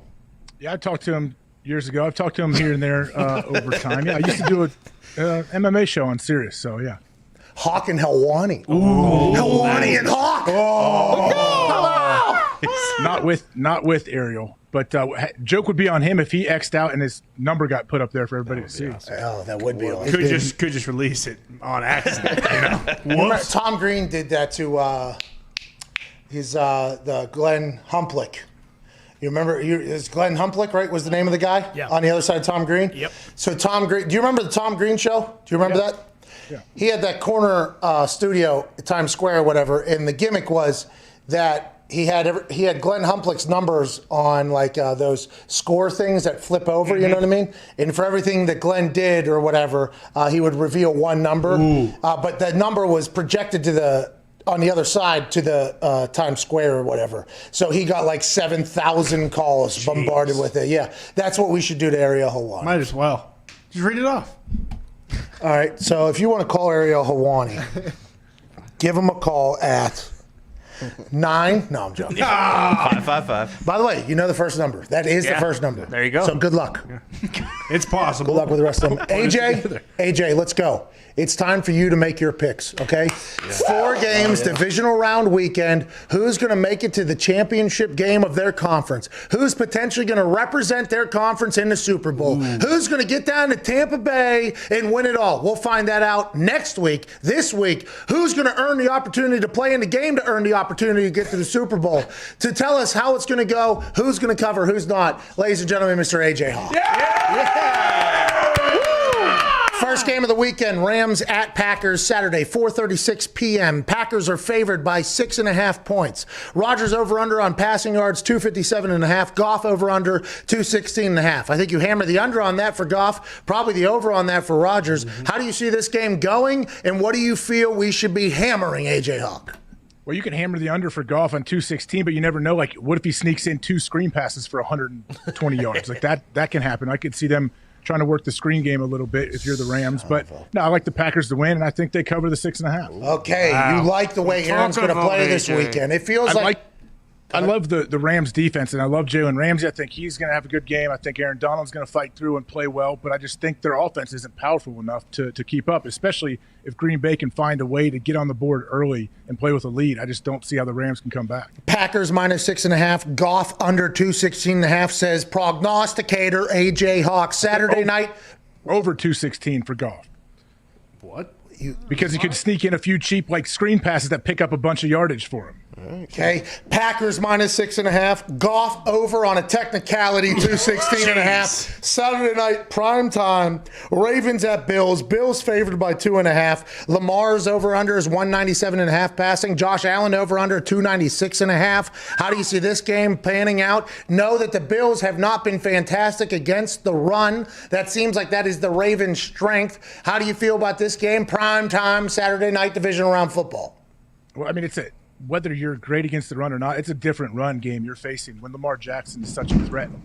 There's so many different things and responsibilities you have to figure out, and we know the other backs they have too can pound it. So I still like the Bills to win, and I like them to cover. I think there's something going on right now in Buffalo. Like McDermott has created a nice environment. I'm not saying they're going to win it all, but I think they're going to be contending for the title here for a while now. Is that Ariel Helwani maybe are kind of like oozing into your mind, or is that real feelings there that you've had all week? No, they're going to win despite Ariel's fandom of the team. Oh, bingo. Sunday, 3:05 p.m. The Cleveland Browns, who have their head coach back, amongst other players back as well, at the Chiefs. Chiefs got the weekend off, number 1 seed in the AFC at home. They're favored by 10 points. Mahomes over under 320.5 yards. Geez. Baker over under 260.5. One of the times these two played against each other in college, Texas Tech, Oklahoma, Pat threw for 734 yards. And Baker threw for 565 yards in a win against, it was a classic shootout down here. How do you feel this game goes, A.J. Hawk? I mean, a 10-point spread in the divisional round of the playoffs. Is this one of the biggest they've had in a while? I would assume, yes. I would assume that it does not get much larger than this whenever it comes to the final 8 teams in the NFL. Yeah, I hate the 10-point spread. I'd still want to take the Chiefs and say they cover. I'm not 100% confident in that, but if I had to place a bet, I would say the Chiefs win and they cover. Feels like there's a chance they're dancing in the first quarter. If you try to envision this game, just trying to close your eyes and just say, how do I think this game's going to go? How do I see this game going? I would like to bet on this game because there's only 7 more NFL games left in this season. So I would like to, bet on this game. I could see it going both ways. I could see the end of the game being very close and Patrick Mahomes, Travis Kelce having to make a play and winning by 2, 4, 6, something like that. Because that is how their season has been. But then also every once in a while, if I'm on the right vitamin strain, I could see Patrick Mahomes dancing in the first quarter up 21 and then just kind of continue to pull away because they know it's playoff time and they're dialing it in. That one's a very tough one for me to judge, especially with the 10 points, because everything you said is accurate about the Browns covering, but the Chiefs could be dancing all over the end zone all weekend. A week rest, you know what I mean? Allegedly, they were studying film on everybody they could have been playing, so they had an idea going into this week. They got the Browns. I love the Browns, okay? Love Jarvis Landry, but it just feels like there's a chance that them Chiefs are going to be running piggyback rides down the sideline all of a sudden. Let's go to the final game. Sunday night football. 85 years of age between the two quarterbacks. Whoa. Brady, Breeze. Breeze has beat Brady 2 times this year in Brady's first year in the NFC South. Welcome to the party down here. We run things in the Bayou. Now, is it hard to beat a team 3 times in 1 year? Everybody says yes. But is this Saints team built to beat this Bucs team, especially in this pivotal moment? A.J. Hawk, your thoughts? Yeah, they might be. I don't think they are. I think the Bucs win. I think they cover. I just don't think – I think Tom is getting he's gotten like a little sniff of what it would feel like to take the Bucs to the Super Bowl and win. And his crazy competitiveness, I think he feels that. And he's like, all right, this is it. Like, Patriots are out of the playoffs. I don't have any ill will towards them, but wouldn't it feel really, really good to go out here my first year and take this team to the Super Bowl? And put a lot of those conversations to bed quickly. Yep. Mm-hmm. Yeah. That Saints defense, dude. Just a few weeks ago, we were talking about this being the only defense in the NFC that you think that you could literally carry the team to the Super Bowl because of how good and how dominant they are at all three levels. And then whenever you talk about the offense with Drew Brees and Taysom Hill and the boys and Kamara, obviously, there's a real thought that that's going to be, by the way, all 4 games, I'm very pumped up about. You like the Bucs, you like the Chiefs, you like the Bills, and you like the Packers. Yes, I do. Man. Here we go. So we should bet everything we have on that? All of our Bitcoin? Yeah, parlay. Sounds like it. Should we bet all of our Bitcoin on that? Yeah, you can do whatever you want. How full of shit, by the way, is that guy saying he's got $220 million in Bitcoin, he doesn't know the password? That guy's full of fucking shit. Yeah. Said he made peace with it, actually. Yeah, I bet he did. Fucking his lie? Because what, you can never prove it, right? You can never ever prove it. That's the thing about Bitcoin is it's like so hidden and unhackable that guy could literally be completely full of shit at this point. We would never know. And if you have $220 million somewhere, like, yo, I mean, it should not take you 10 times to remember how the fuck to get to it. And if you do, by the way, congrats to you not giving a single fuck. This is like Kyrie Irving losing out on $867,000 and just being like, yeah, no big deal. I'll come back next week. Yeah, I mean, if that password is in fact long gone, then so would this guy. I mean, he would kill himself immediately. There's just no two ways about it. Oh, you're talking about Victoria's Secret. Yeah, exactly. He's jumping off the Golden Gate Bridge. See ya. Being a millionaire is cool. You know what else is cool? Being a billionaire. The founder of Victoria's Secret sold it for $1 million. Pretty cool, right? Yeah. Next year it was worth 10x that. You know what they happened? They found him underneath a bridge in San Francisco. Don't do that, Zuck. Zuck took that conversation very seriously, by the way. He's like, I'm going to make all the billions I can fucking make. Changed his life. I ain't jumping off of no bridges. No.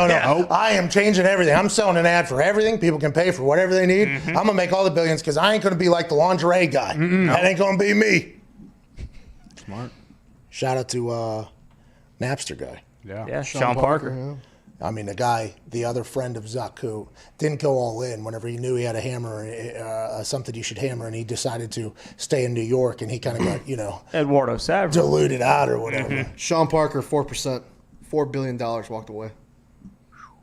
Jesus. He did get all the billions. I think Eduardo made quite a bit of money too. What about Napster? Did Sean Parker make money off Napster? No, he probably lost money off that, right? I would assume. Yeah. Cleaned out. But it gave him, by the way, street cred enough for Zuck to even take the phone call. Yep. You know what I mean? So he did win.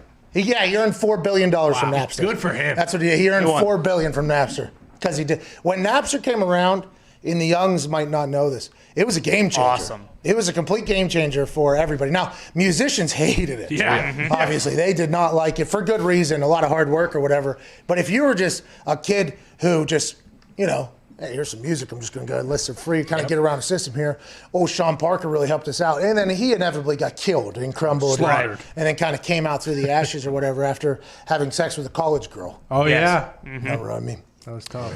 If you're a business owner, you don't need us to tell you that running a business is tough, do I? No. You might be making it harder on yourself than necessary. Don't let QuickBooks and spreadsheets slow you down no more. It's time to upgrade to NetSuite. Stop paying for multiple systems that don't give you the information you need when you need it. Ditch the spreadsheets and all the old software you've outgrown. Now is the time to upgrade to NetSuite by Oracle, the world's #1 cloud business system. NetSuite gives you visibility and control of your financials, HR, inventory, e-commerce, and more. Everything you need all in one place instantaneously. Whether you're doing $1 million or hundreds of millions in revenue, save time and money with NetSuite. Join the over 22,000 companies using NetSuite right now. Let NetSuite show you how they'll benefit your business with a free product tour at netsuite.com/Pat. Schedule your free product tour right now at netsuite.com/Pat, netsuite.com/PAT. I've got a little insight on that, by the way. Oh, yeah? For a lot of businesses, we do very well for. Sure. A lot of our partners are very thankful for us pitching them. Oh, yeah. I guess we have not really done that great with the NetSuite. What? Look at me. I think our audience would be. Just running through the numbers, allegedly. Oh, no. And tough for businesses now. Yeah, it is. And they're probably making it tougher than they need to. Yeah. Exactly.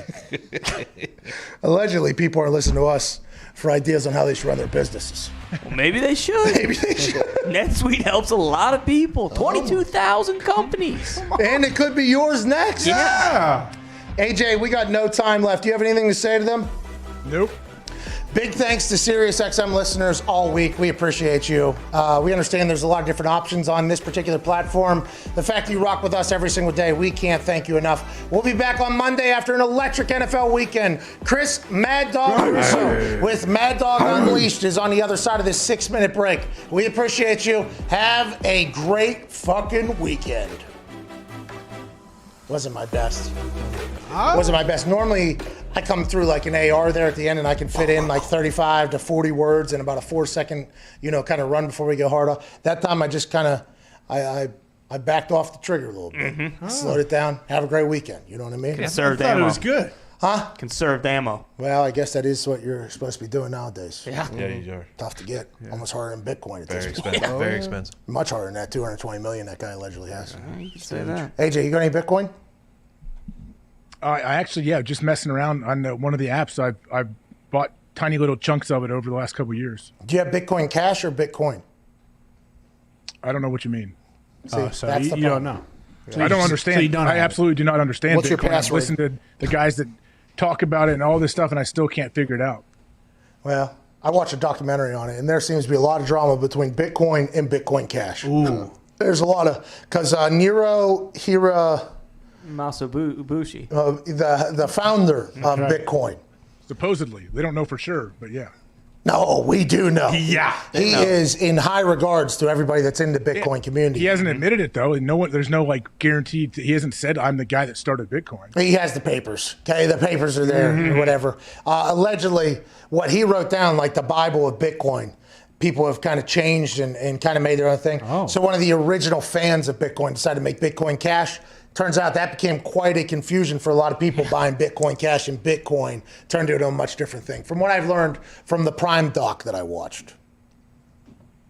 Okay. Yeah, I've seen documentaries on it. I haven't seen that. It's on Amazon Prime. I have not seen that, but I still, when anyone tries to explain Bitcoin to me, I don't really get anywhere. I never really get any closer. And they talk about mining it. So that guy, if he has $220 million worth of Bitcoin somewhere, that goes off into the ether and is never, can you mine for that? Can someone get it? No, because it's in a vault. So if you, the way they describe it in the documentary is view everything as little tiny vaults, okay? And you have a key that opens your vault. And then whenever you make a transaction, that thing stacks on top of another one, and it's just a never-ending potential transaction. But if you can't open the key to the vault, it'll live in there forever. So, for instance, there's $220 million worth of Bitcoin. Allegedly, there's only so many Bitcoins getting created in a total, so a lot of it is being wasted in this fucking stooge's vault. If I understand the Bitcoin from a very elementary level after watching that one documentary. Since watching that documentary, thought about buying a Bitcoin the next day. It has since straight down since that day. So it's almost like the Bitcoin universe. I guess it's come back up a little bit, but the Bitcoin universe tried to tell me not to buy one. Well, if it shot down, that's when you should have bought it. Yeah, but also I was going to buy it the next day, and it just had a collapse. And I was like, well, I feel like this is the Bitcoin universe telling me, don't fucking get in here. Stay out. Didn't the Winklevi twins, they made a bunch of money on Bitcoin, didn't they? Who was portrayed by Armie Hammer, who has been in the headlines a little bit. Have you seen Armie Hammer, allegedly, we are not reporting this, other people are, would like to hold somebody's heart and beat it for them in his hand. Yeah. Allegedly. That is Doctors do that. Doctors have done that when they're trying to save somebody's life. This is not in a medical fashion or to save somebody's life. I think this is in a much different fashion. I do believe the Winklevi own like a stock market of Bitcoin, like I believe one of the trade. And we have a friend who's rather high up in that particular business, actually. That exact business with the Winklevi. Yeah, it's so confusing, I feel like. Hey, if you go to Harvard and you're 16 years old, they're going to strap you into a chair and then MK Ultra you until you're crying and sweating, and then bring you back next week, and then you're inevitably just going to bomb a bunch of places. You will write a manifesto. You watched the Unabomber? I did. Is that when you learned? Did you just learn about that he was part of that program when you watched it? Yeah, him and Manson as well was a part of that. It seems like that MK Ultra thing really did well for us. Yeah. Seems like that was a really good thing for our good info. It feels like that really worked out. That fucking Ted Kaczynski, by the way. Is he still sitting in jail? He is right now, right? Oh yeah. Living his best life. What's he? Colorado. Does he have any more shit to write? You know, because it feels like when he's writing, he updates his website all the time. He's just emptying his brain, though. Yeah. He wrote a children's book. Never ending. What? You should write a children's book. Oh, jeez. All right. The Unabombers. Hanging in the woods. Junior? Unabomber Junior? Yeah. Jesus. Why did they say Unabomb with no B? When it was on all the reports, it was like UNA, University Airlines. Oh, yeah. Bomb, B-O-M. That's how they referred to it a lot of times during the... Just the Unabomb? Yeah, without a B at the end. Didn't make much sense to me. Huh. Yeah, think about it when you watch it. I'm happy I caught that. Yeah. Maybe Ted Kaczynski wanted to test to see if anybody would catch that. Ooh, Teddy. Maybe I should go move into the woods like Jacob Sully, who might be 4'10". Yeah. Did you see that? Who's Jacob Sully? Oh, come on. Okay. Come on. Show me. Can you pop a picture up? Okay. The guy that plays Fitz in the Unabomber manhunt thing? The manhunt show. Yeah. Oh, so there's the two detective guys, the younger kid. His name's Jacob Sully in the show or in real life? No, in the show he's James Fitzgerald or something. He's from Philly. He's a street beat cop from Philadelphia. But in Avatar, the greatest movie of all time, he also plays fucking Jacob Sully, who is the leader of the goddamn Avatar crew now. I don't know if we're talking about the same show. Oh, yeah. We are. We are. Catch up. The guy that went and lived out in the woods or whatever? In what? The FBI profiler, Unabomber thing. End of it. I've seen multiple things on the Unabomber. I'm getting them confused. Which one is Not this? The the old guy tapes. that did the boxing show for a year? I can't look him up here. Manhunt. Can we look him up? This guy. Sam. This guy. Sam Worthington. Oh yeah, see that's a different show that I'm talking about too. Like, all right, I'm thinking of a different show with the they were chasing when they would go interview serial killers when they came up with the Mindhunter. That's Mindhunter, yeah. I'm getting them all mixed up. But yeah, also a Jacob great Sully. show. I saw Avatar once. It was good. I haven't seen it again, so I don't really know I've watched it a few anything times. that happened. Jacob Sully, though, in the show here, in the Unabomber. He finds the Unabomber. Yes, I remember the show. It's a really good show. So you did watch it. Yeah, I did. I was What the getting them mixed fuck? up. I was thinking Where Mindhunter. are you, dude? Got You Wi-Fi know, today. you want to buddy. know why? Let me tell you why, Pat. Because that show that you told me to watch on Richard Jewell, but I'm like, man, I just saw I've seen all the Richard Jewell stuff. No, you're right. This show that's on Richard Jewell, I'm like 3 episodes in. It's legit. Oh, It's so just way- It's better. Same show though, but they have one with Unabomber, basically same type of docudrama series, and the one you just are remembering you watched. Jacob Sully's in that, the guy from Avatar. He plays Fitz, who's the beat cop from Philadelphia, who also becomes the FBI profiler, forensic linguistic founder, actually, in the entire thing. Oh, yeah. And during the movie, you're during the docudrama series, you enjoy it, you watch it, but the entire time you think, is that guy fucking 3 foot tall? Jacob Sully might be this tall in real life. Yeah. He might be even shorter than that, but goddamn, he's a good actor. Goddamn, he's good. Buys into the manifesto, too. Lives on his own at the end. Yeah, it does. Yeah, he became obsessed there. That's what happens to profilers. Good for him. Dangerous business. Why do they call it a manifesto? Like, it instantly makes people think the person is a genius and some awesome dude. No, actually, they go into that whole thing about manifesto and something else and how you word things and how this whole thing. I mean, it is. But to Ted Kaczynski's credit, okay, maniac, very deep thinker. Oh, yeah. What do you think? Do you think he did ayahuasca or whatever that is? Ayahuasca? Ayahuasca. Do you think he did I think it was probably the mushrooms? Stanford. DMT. The MK Ultra? Yeah. Potentially. He was just sweating on there. They got him young. Really? 16 at Harvard, dude. Smart guy. Think about how confident he was going to be because he was a 16-year-old Harvard guy, so smart. And then he gets up there and they just strap him into a wooden chair and fucking just ruin him. Welcome. Well, actually, He's it the Ivy was League. probably his best friend's fault who was trying to get a piece instead of being his friend. Probably his only friend, he says, Doug. Oh, yeah. And he threw a rock at his head. Yeah. And then, First bomb. And by the way, if he sent a bomb back to him in class, That was should have been a warning sign, right? At some point. That was Gotcha. sweet. That was pretty sweet. Nobody snitched. Nobody at our school was building bombs and shipping No. it in notes. They were saying they were, but they never did. Yeah, we had a couple bomb threats. Really? Yeah, you get out of school, so kids just started calling in. Don't want to study for the Yeah. test. Yeah, but little do they know, like, they did know who did it. You know, we had a big fire alarm pull week, too. There was a couple weeks where everybody was pulling a fire alarm so we could get out of school. It was a pretty cool little run. Had to go outside. And then, by the way, they caught everybody that did it, so a little bit tough stuff there. Yeah. Good try. They had a list too. I think I made it on a list at one point. Oh, I remember that. Yeah, that was a rough week or so. What's that guy doing? Glad you called that guy. No, listen, I got fucked in that situation. Okay, so there was a guy. I'll tell you a story. I won't say any names. Somebody knows it. There was a guy, AJ. Listen to this shit. And this show's over. By the way, show stinks. This is not sports. There was a guy in my English class. Okay, I was in English class, and I sat near the back of the room. I don't remember if the teacher hated me. I forget the teacher, so I don't really. Must have had an okay relationship, nothing too good or whatever. Mm-hmm. And there was this kid that sat to the left of me, like a little bit up there, and something happened, and he said, "I'll turn this place into Columbine," or something like that. Ooh. Okay, so the person that was sitting directly in front of him and directly to the right of him seemed to like really freak out. They told the teacher on him, "Okay, I did not do anything. I'm in my next class." Okay, I'm in my next class, chilling, having a good time. Might have been history or something. I forget what it was. And I get like a teacher and a principal to the class, and they go like, "Pat, need you down in the principal's office or whatever." I'm like, "Oh fuck, what did I do? Like, what did I do now?" I get in while I'm walking into the back office. They walked me past the kid. Okay. They walked me right past the kid back to the office, and they say, "Did you hear him say this?" And I was like, I did not hear it. Like I did never, because I didn't fully hear it. Now the people around it all said that he heard it, but I wasn't paying attention enough, to be honest with you.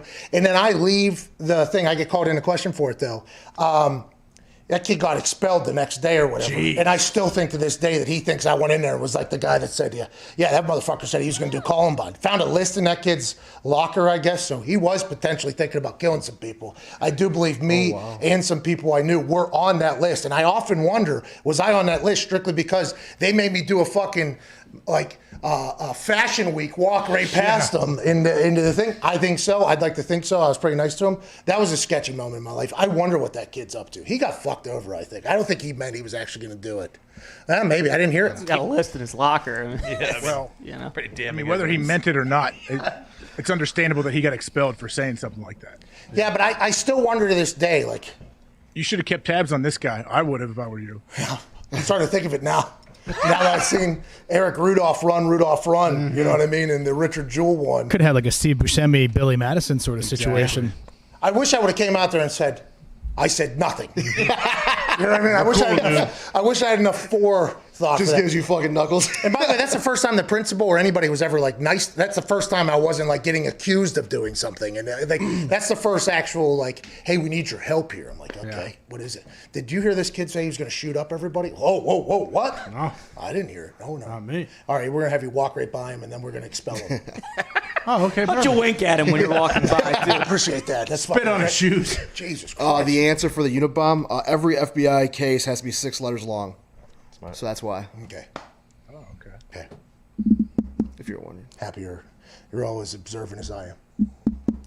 It's good news, Pat. The good news for you is that kid, the potential mass murderer, he could never find you now. Like, you don't live much of a public life. He has no idea where you live. Like, but I just want to let him know if he does see me, I did not. That was not me. It was you. Might if you do recall who sat around you in other seats. They did hear it. I'm sure he'll be very understanding of the whole thing. Don't you worry. He's in a basement huffing paint somewhere. He's just watching. Way to join that list, Connor. This dude did not have that type of. Good luck. I'll be up. I wonder what. I think Phil was on. I wonder what Phil did. It's probably just because. I mean, we know what he did. Whoa. I think Phil was on. I don't remember. Giving him noogies every day. Almost. And by the way, you never saw the list either. It was always like, who was breaking the news? Like, what Schefter of our school was breaking the news of who made the list? Professor Was there a narrative? What if those are the teachers? Like, McAfee was fucking on there. He's on there. Yeah, fucking McAfee was on there. Yeah, Baines too, that motherfucker. Well, who was breaking that news? How'd they even find out? It probably wasn't. I bet there wasn't a list. I know when I was in high school, I think when Columbine happened, I remember after that there was talk where there's like, oh, there's a list. Like someone found a list. And I think it was always started by students probably. Sources say. It's kind of fucked up they put me and Phil in there. Yeah. I mean, what were me and Phil? We're just having a good time. They just assumed if there was a list that you would be on there. Pat, sit down. Do you have time? What's going on? What happened? Hey, you remember that kid you got expelled? Whoa. What about it? I did not do that. Anyways, happy that's how we end the show here on Feel Good Friday. Good way. Hey, glad to be here. All right, this is what we're going to do, though. We're going to give away money this weekend, obviously. While the games are happening, I don't even know. Why even try to make something up right now? Foxy's still in a bunch of debt. Is that correct? No, I think he's already picked the winners. Nice. Yeah. And did we pick out the $25,000 winners? Not yet. Not yet. No. Oh, you guys better get. We'll get on that. Yeah, I have to get on that stat.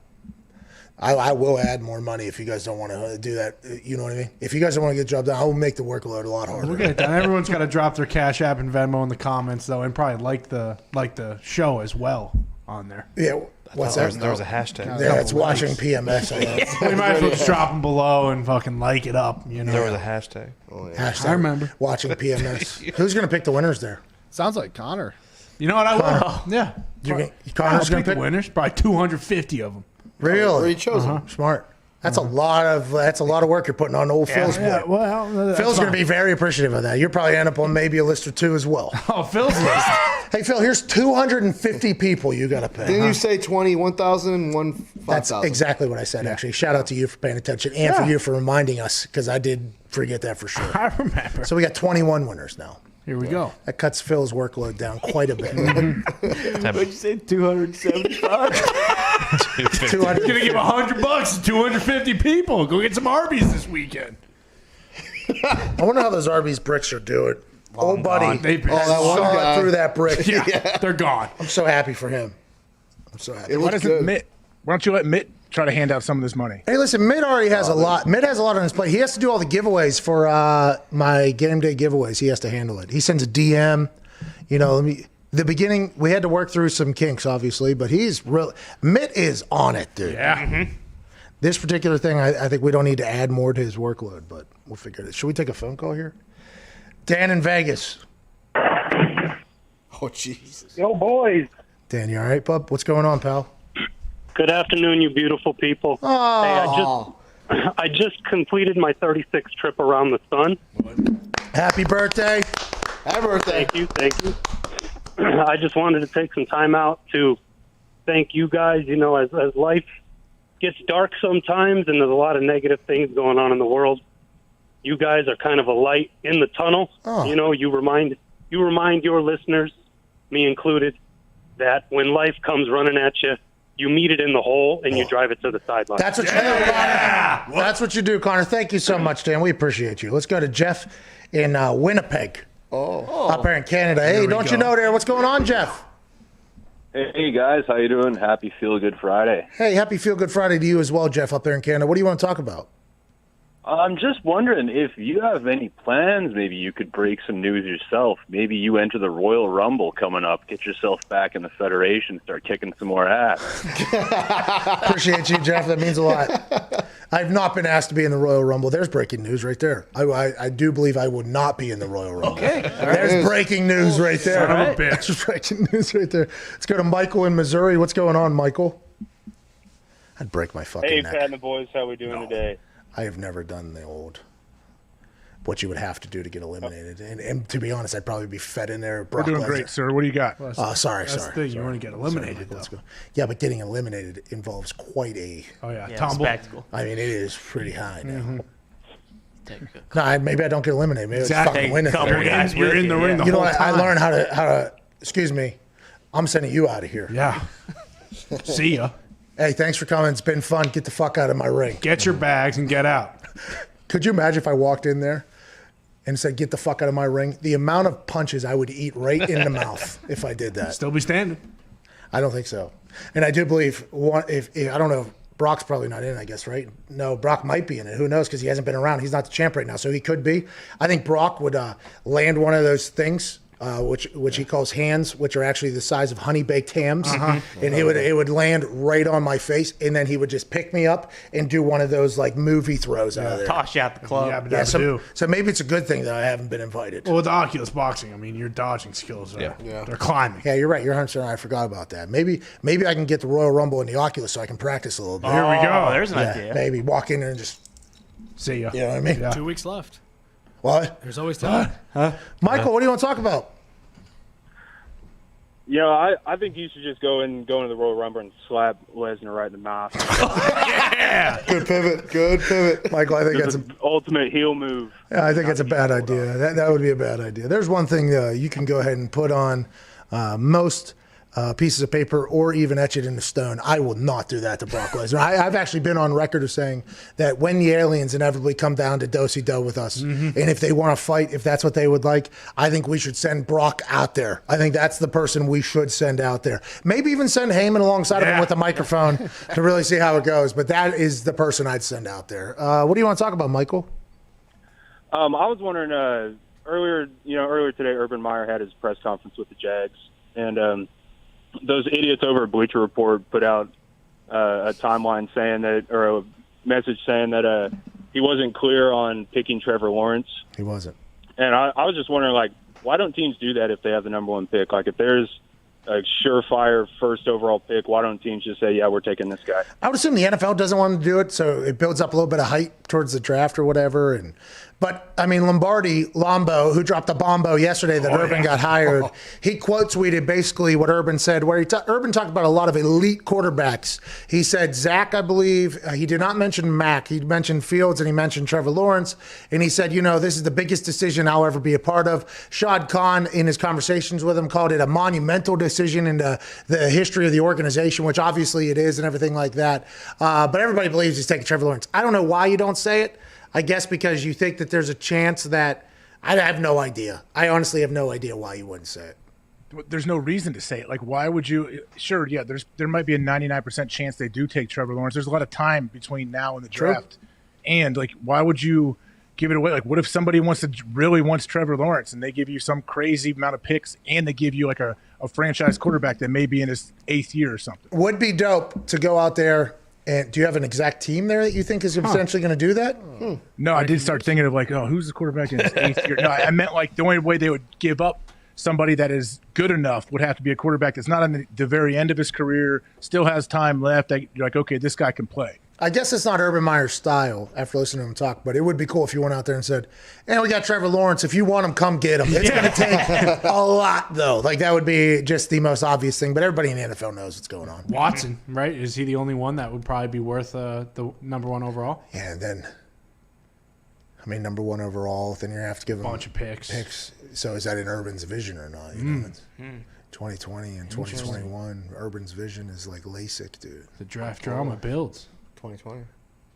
All right, AJ, this show's over, dude. Sounds good. Bobby Johnny, what's going on? Oh, Bobby! Man, tomorrow's my birthday. Green Bay's going to pull through for me. I already know it. But I was dying to see someone from Green Bay on the sideline give it a little Dr. Evil $1 billion after they get in that gold zone. But my real question is, will we ever see games like NFL Blitz come back? I mean, it's 2020. Where is Aaron Rodgers' MVP quarterback talent? I got to go, guys. Oh, Bobby, you're just going to walk it off? Is that what you're going to do? Oh, no, I'll hang out, man. Dude, I've been on hold for 3.5 hours. You know?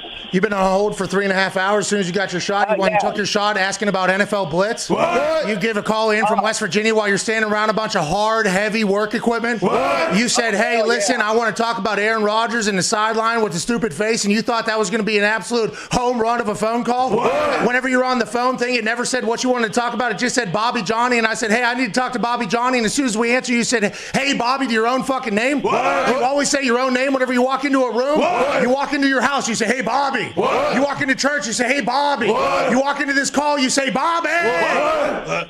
Is that what you did, Bobby? What? Yes.